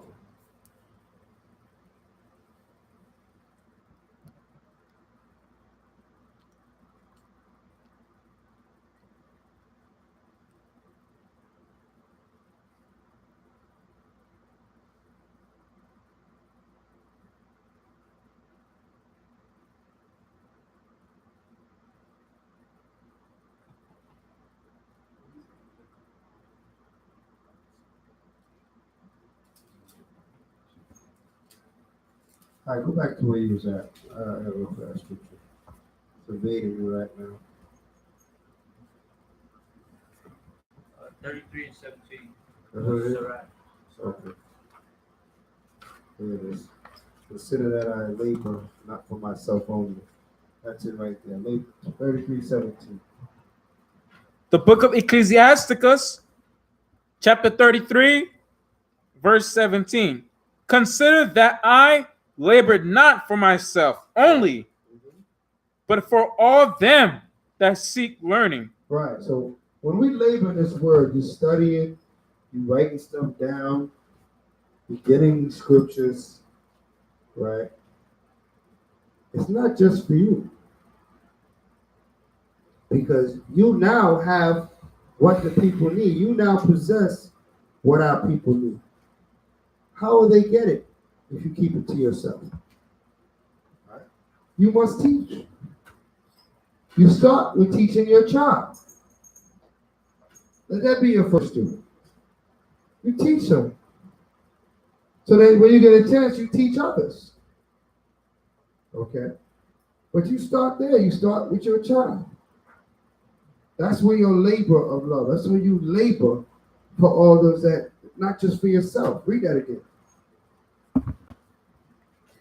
Consider that I labored not for myself only, Right? but for all them that seek learning. That all them that seek learning, all them that's trying to learn, they need to learn from you. How can they learn without someone telling them? We see the example. Our children are out there with no instruction.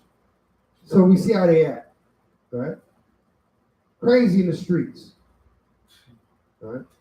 World star, YouTube, Instagram. Right? Our young men, whoremongers. Our young daughters whoring themselves. Right? Just this last week, you had what? This weekend, carnival time in Miami. Right? I was coming to the service. I came off the turnpike, so I'm trying to come down Sunrise. I got to 441. Oh my goodness! I got to 441, and everybody was naked, walking down the street, like zombies going into the park, right? Carnival time. The men following right behind them. No sense, no wherewithal. Yahweh was the farthest thing from their mind. Because they have no training.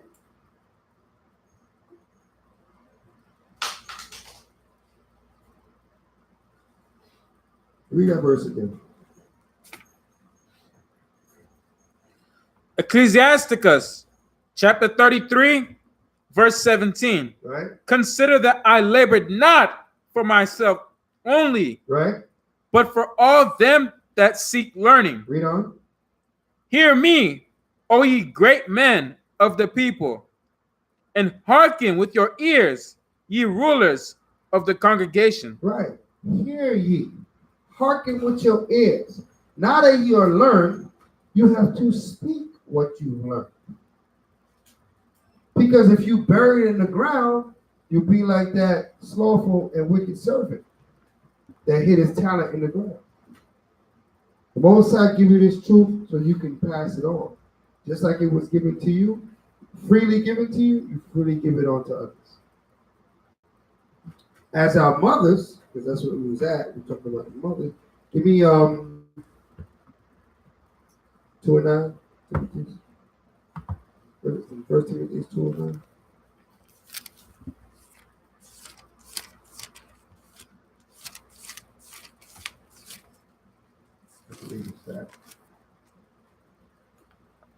First Timothy 2:9. Is that it? They teach. Titus 2 and 3. Titus 1. Yeah. Okay.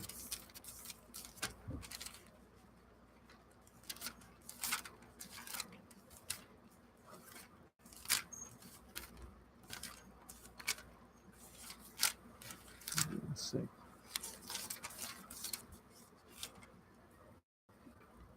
The book of Titus, chapter 2, verse 3.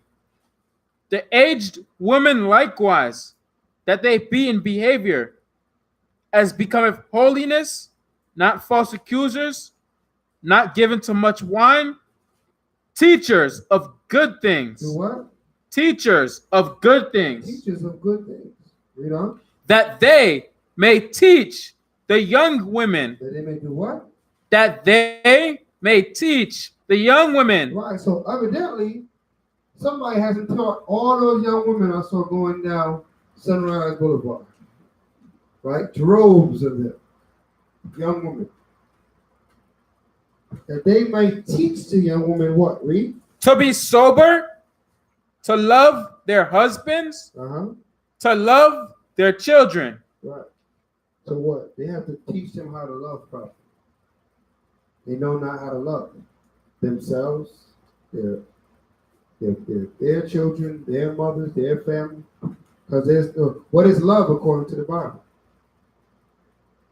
What is love, you ever know? What is love? Yeah. What is love? Oh. Yahweh is love? I was just thinking answer. You can't go wrong with Yahweh. Right?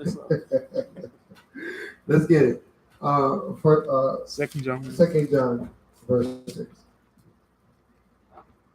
2 John verse 6. 2 John chapter 1 verse 6. Come on. And this is love. And this is what? And this is love, Read. that we walk after his commandments. So then what is the mother supposed to teach the daughters? How to do what? Walk after the commandments. Because it teaches them how to love their husband. So how to be righteous in the house. How to love their children. How to be righteously deal with your children. Right? You have to teach the young how to govern their household, govern their affairs. Everybody they come in contact with. That's what it says how to love. Okay? That's why the scriptures say teach them how to love. But if there's nobody to teach them, how are they going to learn? Okay? So as you're learning, understand your learning takes labor. You're writing down notes, you're highlighting, you got this notebook, that notebook, you're going back over it, you're reading it again. You got to remember, this is not just for you. This is why you need to know the precepts. Because you have to then give this to someone else. You have an opportunity to do so, you got to do it. Right? Because then you're like the servant that hid his talent in the ground. And the Hawashai came back, he said, thou wicked and slothful servant. What is thou to do with me? You have not multiplied the talent that I gave you. I gave you this word for you to give it. Very important that our sisters understand that's part of it. All right. Now he said he didn't tell us to teach men or be heads over congregations. But for sure, teach our young women. Teach our young men too. Right? Because we're reading that the mother have authority over the sons. If you look at these young men as your sons, teach them too. The young men. That they have guidance. They will say, don't teach them according to your own will, but according to the will of Yahweh. That's why you gotta have precepts. Everybody understand that? You have to teach with precepts. Because at any time, if you don't have the precept, then you're going to speak out of your own mouth. You're going to speak your own will. The only way for you to prevent yourself from speaking your own heart is that you're speaking from the words that are written in the scripture. Okay. That has to be the base of what you're saying. You've got to bring a scripture what you say, and that scripture has to be according to, right on point with the point you're trying to make. If it's not, it could be your own will that you teach.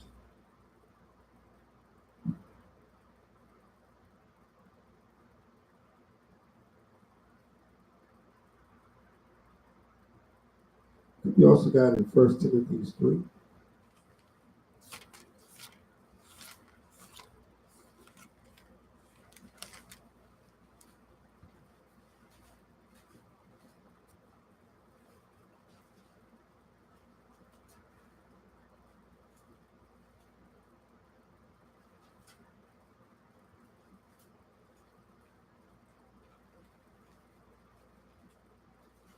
3 and 11. 3 and 11. Yeah. 1 Timothy chapter 3, verse 11. Come on. Even so, must their wives be grave, not slanderers. What's grave mean?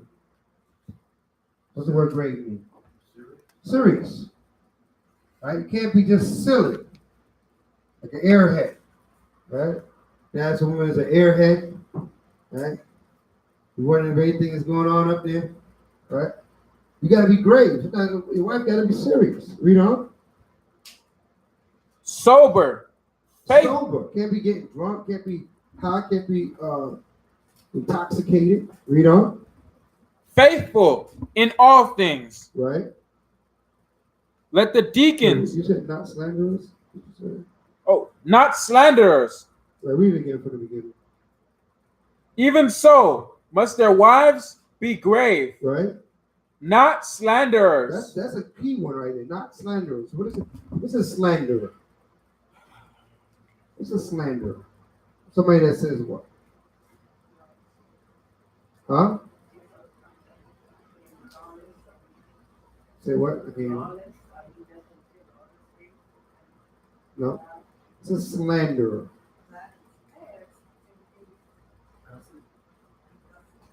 Gossip.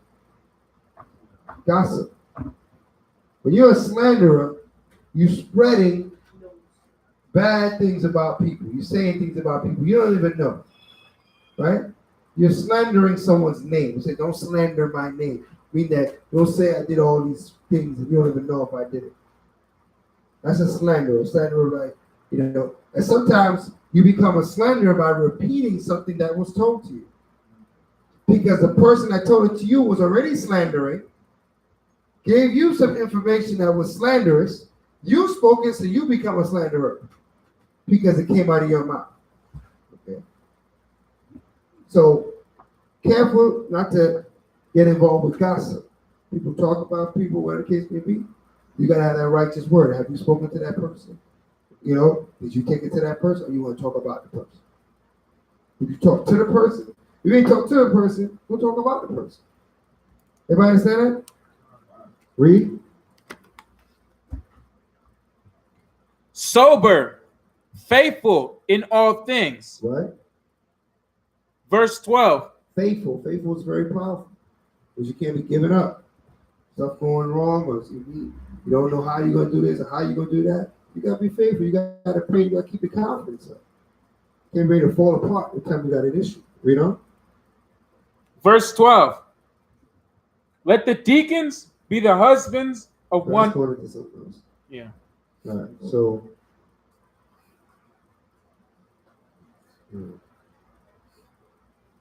All right. So we have the instruction for the woman that not only receive the word, but you have to give the word.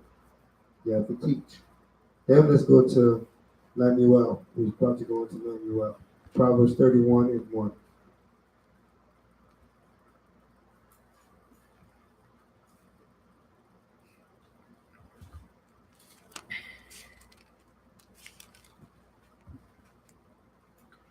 Proverbs chapter 31, verse 1. The words of King Lemuel, the prophecy that his mother taught him. His mother taught him. Read on. What, my son? And what, the son of my womb? And what, the son of my vows? Give not thy strength unto woman, nor thy ways to that which destroyeth kings. Right, so this was a lesson for her son. She's a woman. And she's telling her son, don't give your strength to woman. Right? In this society, they got this divide of man and woman. Man is supposed to be against woman, woman against man, feminist movement, male chauvinist. All this stuff is Esau's tricks to divide us. That's his tricks to divide us. Certain things are masculine, certain things are feminine. That doesn't make you a feminist or male chauvinist. It makes you following the truth of the Bible. There are no feminists or male chauvinists in the Bible. Okay? It's just what Yahweh said. All right? Some things you like, some things you don't like. You got to get used to the things you don't like. Right? find a place for it in your heart because it's of the Most High God. Okay. Lemuel's mother taught to her son, don't give your strength unto woman. Make sure what? Yahweh is first. Yeah, you get a wife, yeah, you get a fam, whatever. Make sure Yahweh is first. As a woman, you should want your husband to put Yahweh first. A lot of our women, they want to be praised. They want to be the God to their husband. Right? They want all the praise and all the gift and all the attention. Right? That is the wrong spirit. You should want your husband to put Yahweh first. Right? You wait on your turn, but Yahweh comes first. Because Yahweh is going to return and teach him how to deal with you correctly. Right? It's not the man that gives you the most attention, it should be the man that you want to go to. It's the man that gives the most high the right attention. That you're more interested to see how if he can give, how his spirit is to deal with you. How is Yahweh instructing him? All right? That should be an attractive trait. Okay? So, last instruction for the woman. We're going to finish it off with the next set of verses. Get Ecclesiasticus, the 30 and verse 1. Again, this class is train up a child. It's about raising children, but it's also understanding that not just the children that come out your womb, all the children of Israel. We should be able to instruct all our children. They need instruction. Maybe their parents don't have the instruction. Maybe you come across some children where you're the only Hebrew they know. What are you going to tell them? Let's sit back and say, well, sure, ain't my child. You can't have that spirit. Right? We're to entreat. Let me get that verse. Because you don't think I'm just saying this off my own thing. I think it's 1 Corinthians 5. Where it says elders like fathers. And the elder woman like mothers.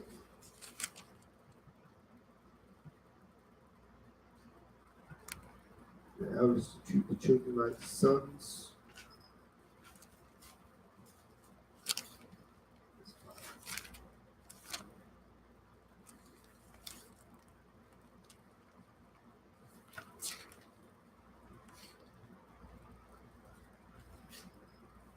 Just a second.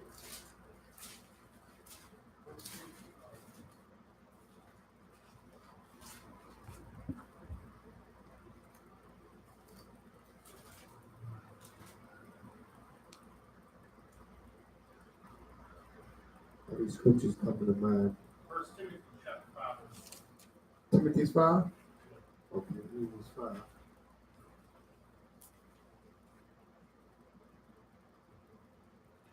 First Timothy chapter 5, verse 1.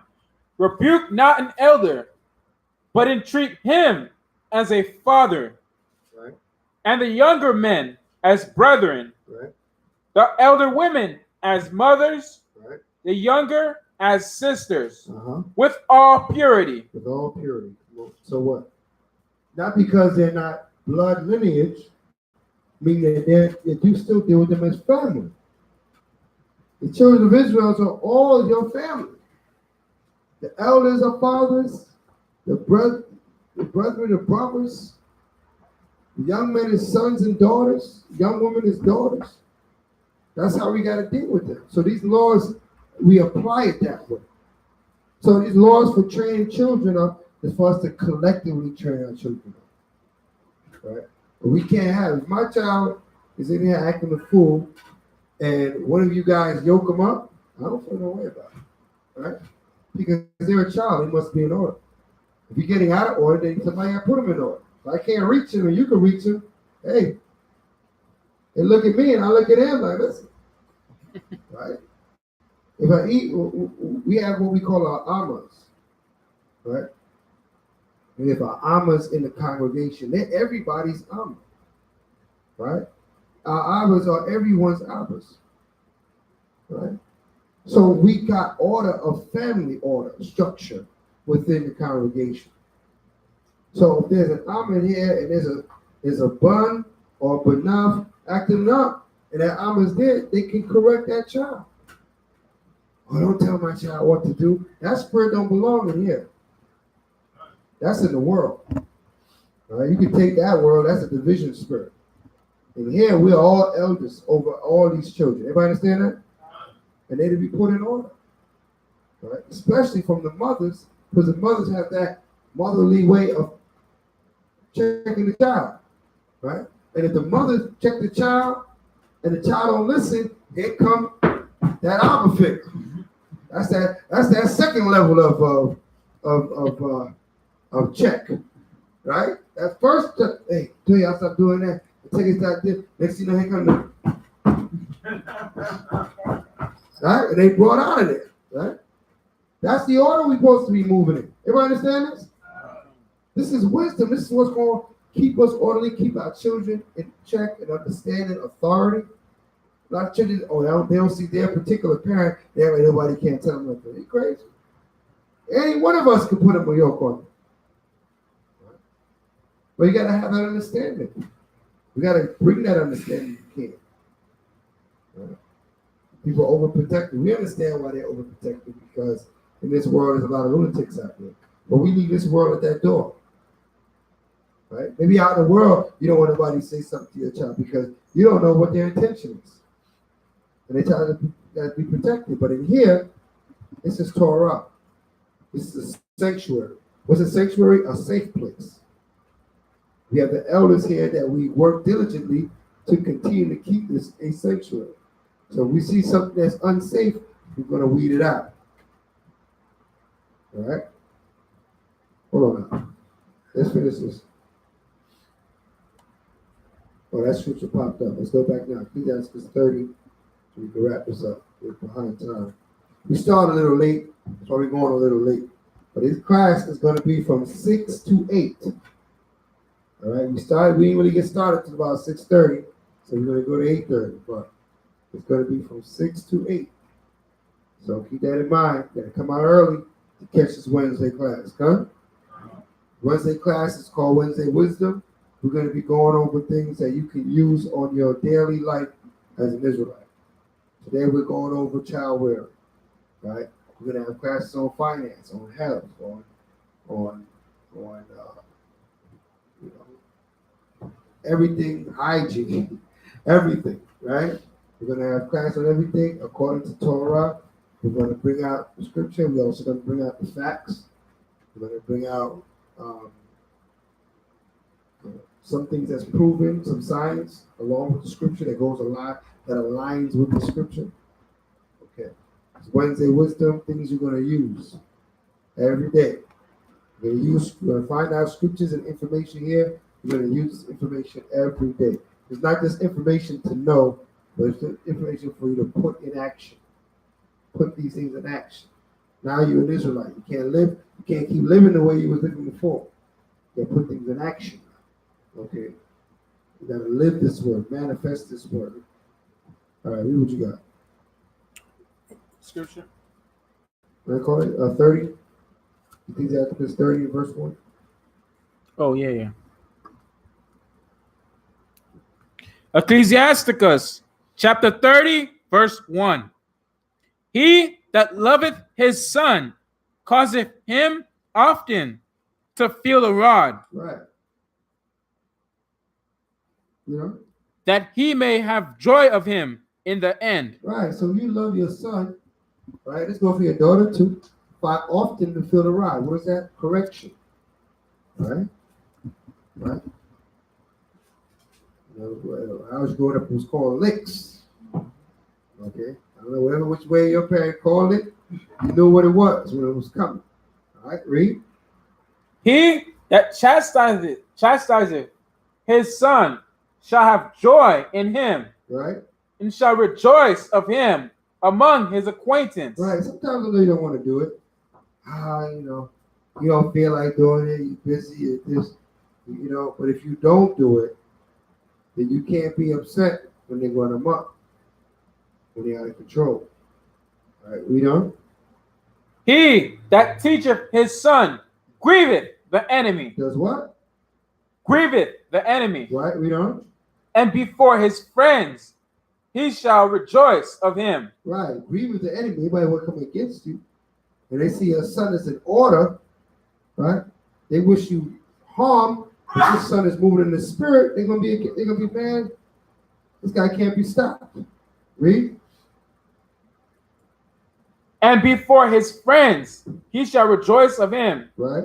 Though his father die, yet he is as though he were not dead. Right. For he hath left one behind him that is like himself. Right. Your son moving in your spirit now. Right. You left. You passed away. Your son right in your footsteps, following, doing exactly what you was doing. Right. When you're in your righteousness, in your goodness. Right. And you proud of that. You're like, man, my son gonna hold it down. I can go now. He gonna hold it down. Right. Read. While he lived, he saw and rejoiced in him. Right. And when he died, he was not sorrowful. Come on. He left behind him an avenger against his enemies, and one to requite kindness to his friends. Come on. He that maketh too much of his son shall bind up his wounds, Right. and his bowels will be troubled at every cry. Right. So don't be afraid. Don't hover over your children. Let your children grow. They're gonna go through some things.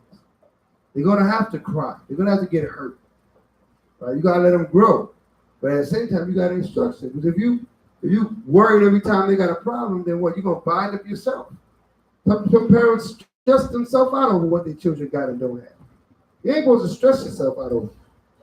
All right. Instruct them, correct them, let them grow. Okay. Let them learn. Sometimes they're gonna have to fall for them to get up. Read. An horse not broken becometh headstrong, Right. and a child left to himself will be willful. And we spoke about that earlier, right? And if you don't chastise, if you don't break them, then they're gonna be willful. Meaning they're gonna want to do whatever they want to do. They're not old enough to know what's right to do, what's wrong to do, but they know they want to do. And if you don't break that out of their spirit, they won't have that self-control when they get older. They won't know how to do what they need to do above what they want to do. Right? You have some adults that still don't understand the difference between what you need to do and what you want to do, or what you feel like doing. You should feel like doing what you need to do. Right? But what? Slothfulness comes into play, laziness, right? Bad habits. Okay? This instruction prevents all this. Read. Conquer thy child, Right? and he shall make thee afraid. Come on. Play with him, and he will bring thee to heaviness. What does it mean to conquer thy child? What does that mean? Huh? Keep him? No. Pursue them. You want him? Pursue them. Pursue him? Nope. Conquer thy child. And don't take them seriously. In what way? Like when you have to put your foot down or set authority. Right. That's right. You there, you close. To conquer a child is like when you baby somebody, baby a child. Oh, what are the things that they're doing wrong? Oh, just don't worry. You conquer the child. You don't bring the judgment on the child. What Esau does. Right? Like how Esau do. Child cussing him out. Oh, you stupid, this, that. All right. I understand you're upset. Rubbing his back. All right, let me give you some ice cream. Just to quiet you down. I don't want this vanilla. I throw that to you. Give me chocolate. Oh, Lord. Let me get chocolate. That's conquering a child. We see it sometimes. Anything a child wants, you get a child. Anything they want, you give a child. To quiet the child down, to make them happy. Oh, don't do that to them. Just give them what he wants. That's something that grandparents say. They don't got to deal with them all day, every day. They just come and leave. No, I ain't giving them nothing. Right? Don't care what they want. They got to learn how to do without. Right? They don't know how to do without, they're going to learn. Don't conquer the child. Because if you do, what does the scripture say? And he will bring thee to heaviness. He will make thee afraid. Meaning that child is going to have no kind of, when they want something, they're going to have no kind of pause on them. Right? They're going to go what they want. And they don't care. They'll go through you. Right? Next you know you missing stuff, they stealing your stuff. Because they're not used to not getting what they want. Spoiled, as we call it. Right? It becomes spoiled. That make you afraid. You gotta lock stuff up. You gotta lock your bedroom door. You gotta lock your drawer. You gotta mind you can't put your wallet down in your own house. All because you conquered that child when they were small. And they think they deserve what you have. They have a right to all your stuff. Play with him, and he will bring thee to heaviness. That don't mean you can't enjoy your children. But don't play with them so much. Right? They always got to know that you're a person of authority. You know what I'm saying? If you got a child, you play with it too much, next thing you know, you sitting there, and the child just come, bust you right in your head. I can't even imagine the day that I would just decide to go and just bust my father in his head. He ain't play with me like that. You know what I mean? We're not to play with our children like that. They got to know that there's a ledge, right? Not to cross it. Yes, we can interact, but they better know the ledge. I'm not your age. I'm not your homeboy, right? You know what I mean? Don't try me. Because they will try you. You play it a little bit, next you know, they try to give you a quick, try to tap your jaw. They can get away with that. Pow, put you in your face. Right? That's when that belt come off. You say, oh, you think it was like that? Right? You might have thought it was one of your friends in the street. Hey, you got to suppress it. You got to bring them down. You got to break that will. They will try to raise above. They will try to get their own way. They will try to force it in. It's in their flesh to do so. It has to happen. You have to do this part. Because if you don't, they're going to suffer. And you're going to watch them suffer. And while they're suffering, you're going to be suffering watching them. Nobody wants to see their child suffer. Right? So you're going to be suffering watching them suffer. Read. Verse 10. Laugh not with him. Right? Lest thou have sorrow with him. Right? And lest thou gnash thy teeth in the end. Right. You gnash your teeth. You hear the mothers crying out for their son shot. Right? In the streets. This situation, that situation. They gnashing their teeth. They're so sorrowful. They lost their child. Wow, this child is not instructed. He had no business out there. What are you doing out there? Where's he going? Okay. Read. Give him no liberty. Right? In his youth. Don't give him no liberty in his youth. No liberty. What is liberty? What does that mean? Freedom to do what? Whatever he feel like doing.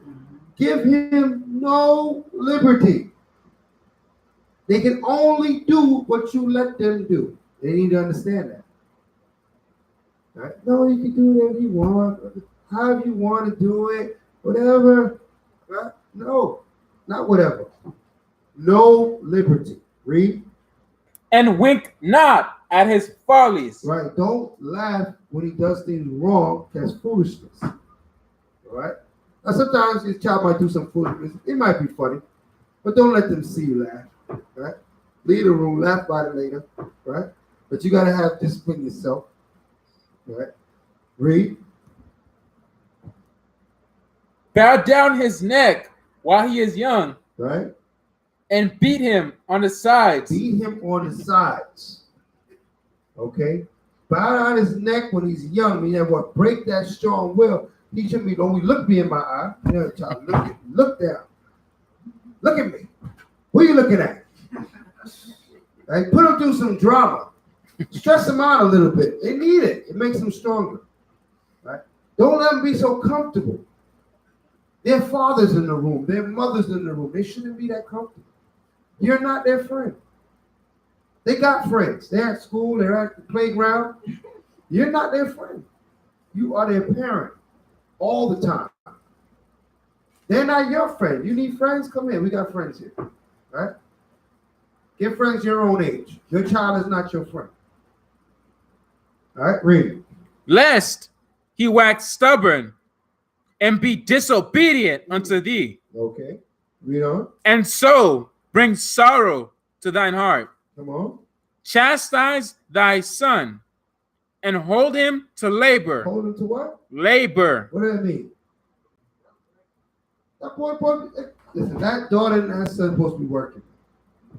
They supposed to be cleaning, fixing, straightening, put it up, take it down, put it back up, take all that out, put it back in. Keep them labor and busy, because if you don't, they're going to be busy doing something else. Right? They will spend the time. If you don't occupy their time, they will find something else to occupy their time. All this is very important instruction because they're raising children. Okay? Give them something to do. Even if it don't need to be done. Sweep the floor. Floor can be clean. It doesn't matter. Sweep it. Because you ain't doing nothing. You need to be doing something. Right? Give them something to do. I remember growing up, my father, he's not in the Torah, not in the scripture, but they just had a way that was according to scripture. That we were being slothful or lazy, we had to hide. We couldn't lay out in front of the couch. And my dad came through that door. Come in the house. The first thing he started looking to see what needs to be done. He gonna find something. This is not right. Listen, y'all get up and do this, that, and the third. We used to know the game. We used to start acting like we doing something. Start fixing stuff like we fixing it. Because we already know we see us too slothful, too laid out. Picked up, we in the recliner, feet up. Yeah, right. You in here watching, there's dishes in there to be this, that. I find myself doing it. It makes sense though. It makes spiritual sense. And they gotta have to understand. I'm not gonna come in and start working on this and that, and y'all just chilling. Who y'all supposed to be? Read. Lest his lewd behavior Right? be an offense unto thee. What's lewd behavior? What's lewd? Huh? It is off. But what is lewd? Somebody look up lewd for me. You're gonna be surprised with this one. This is what happens. Look at the word lewd.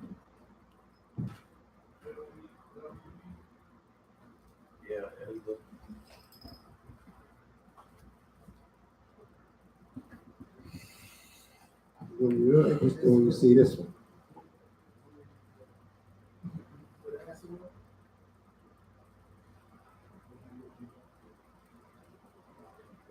Everybody got it?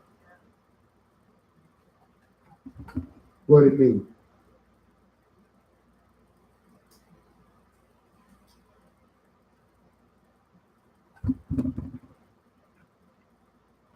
LEWD, what do you mean?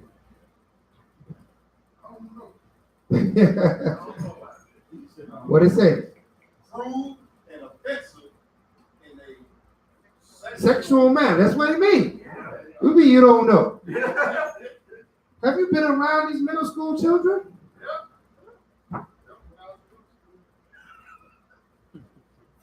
They are.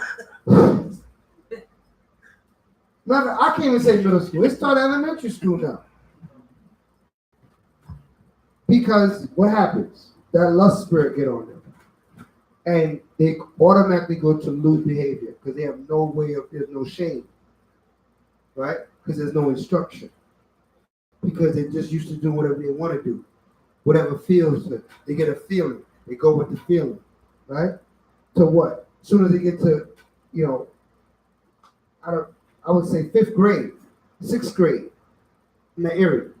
Now they want to feed up on the girls. The girls want to feed up on the boys, and they make a lot of sexual innuendos and acts, and that's what all these children, they're having sex in middle school. They're having sex in middle school. It's lewd.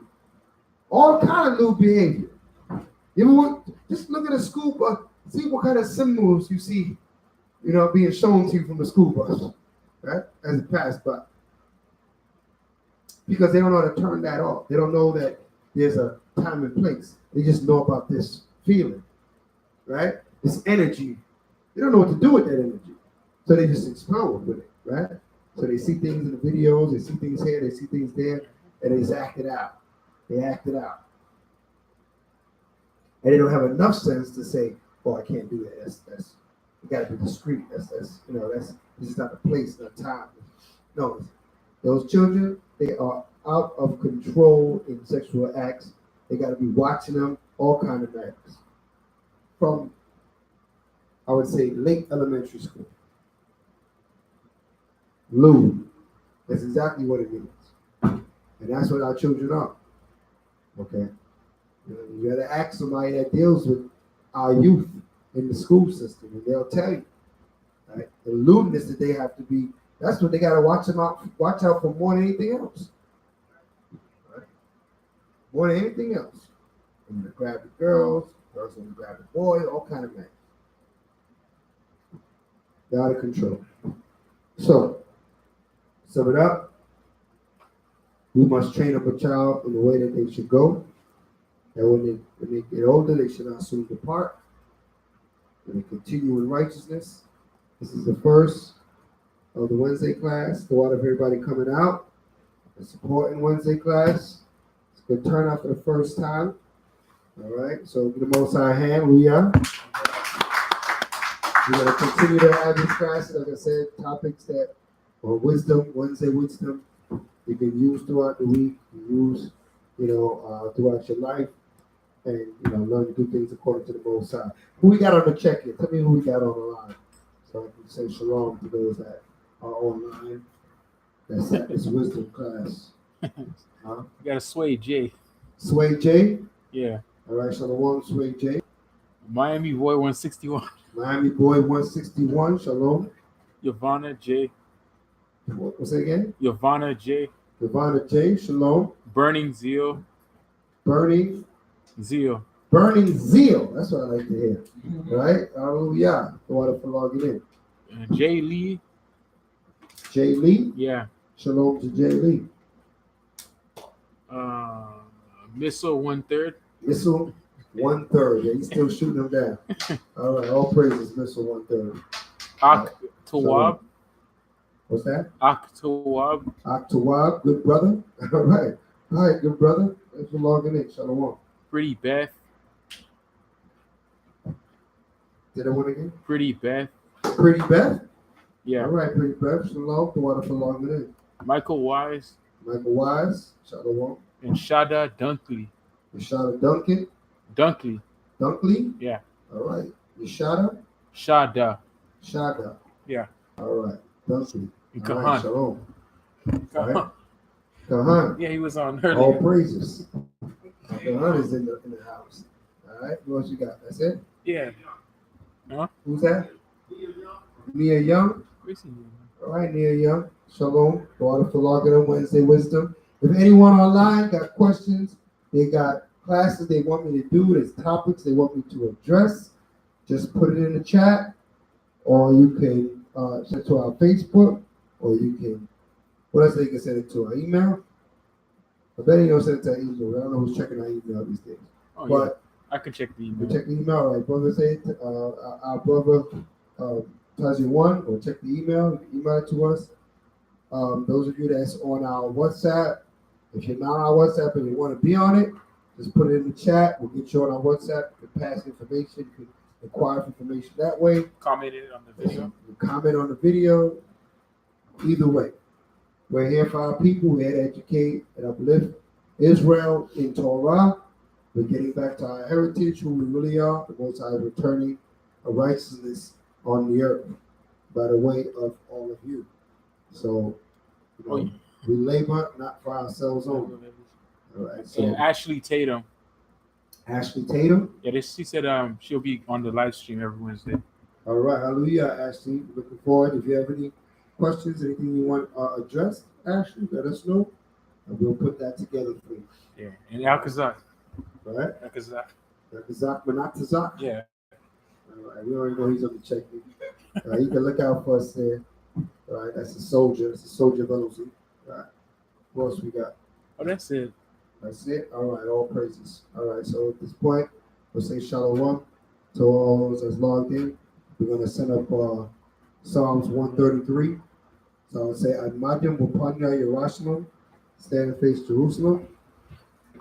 For the reading of the prayer, Psalms 133 in Hebrew. And then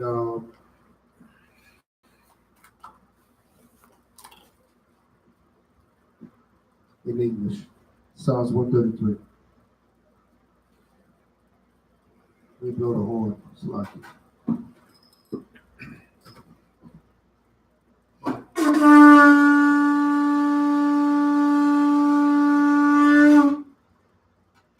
Hallelujah.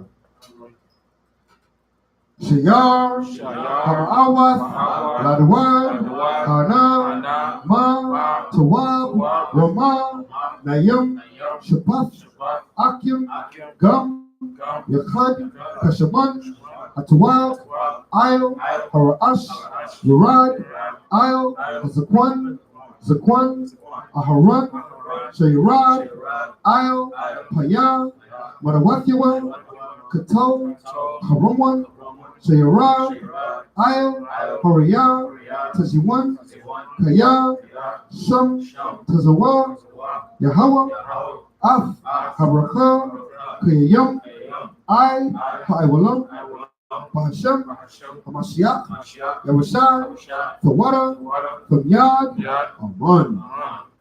All right. You get it in English out? Psalm 133. Yeah.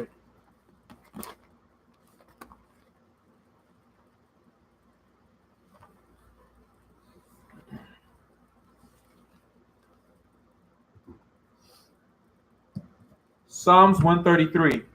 Behold, how good and how pleasant it is for brethren to dwell together in unity.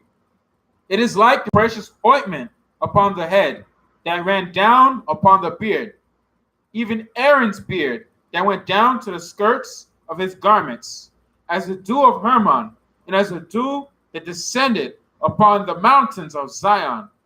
For there Yahweh commanded the blessing, even life forevermore.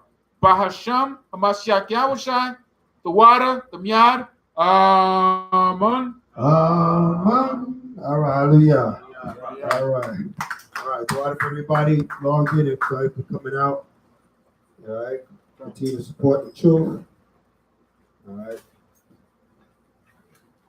She said I learned a lot of ways to teach my 6-year-old son. All right, hallelujah.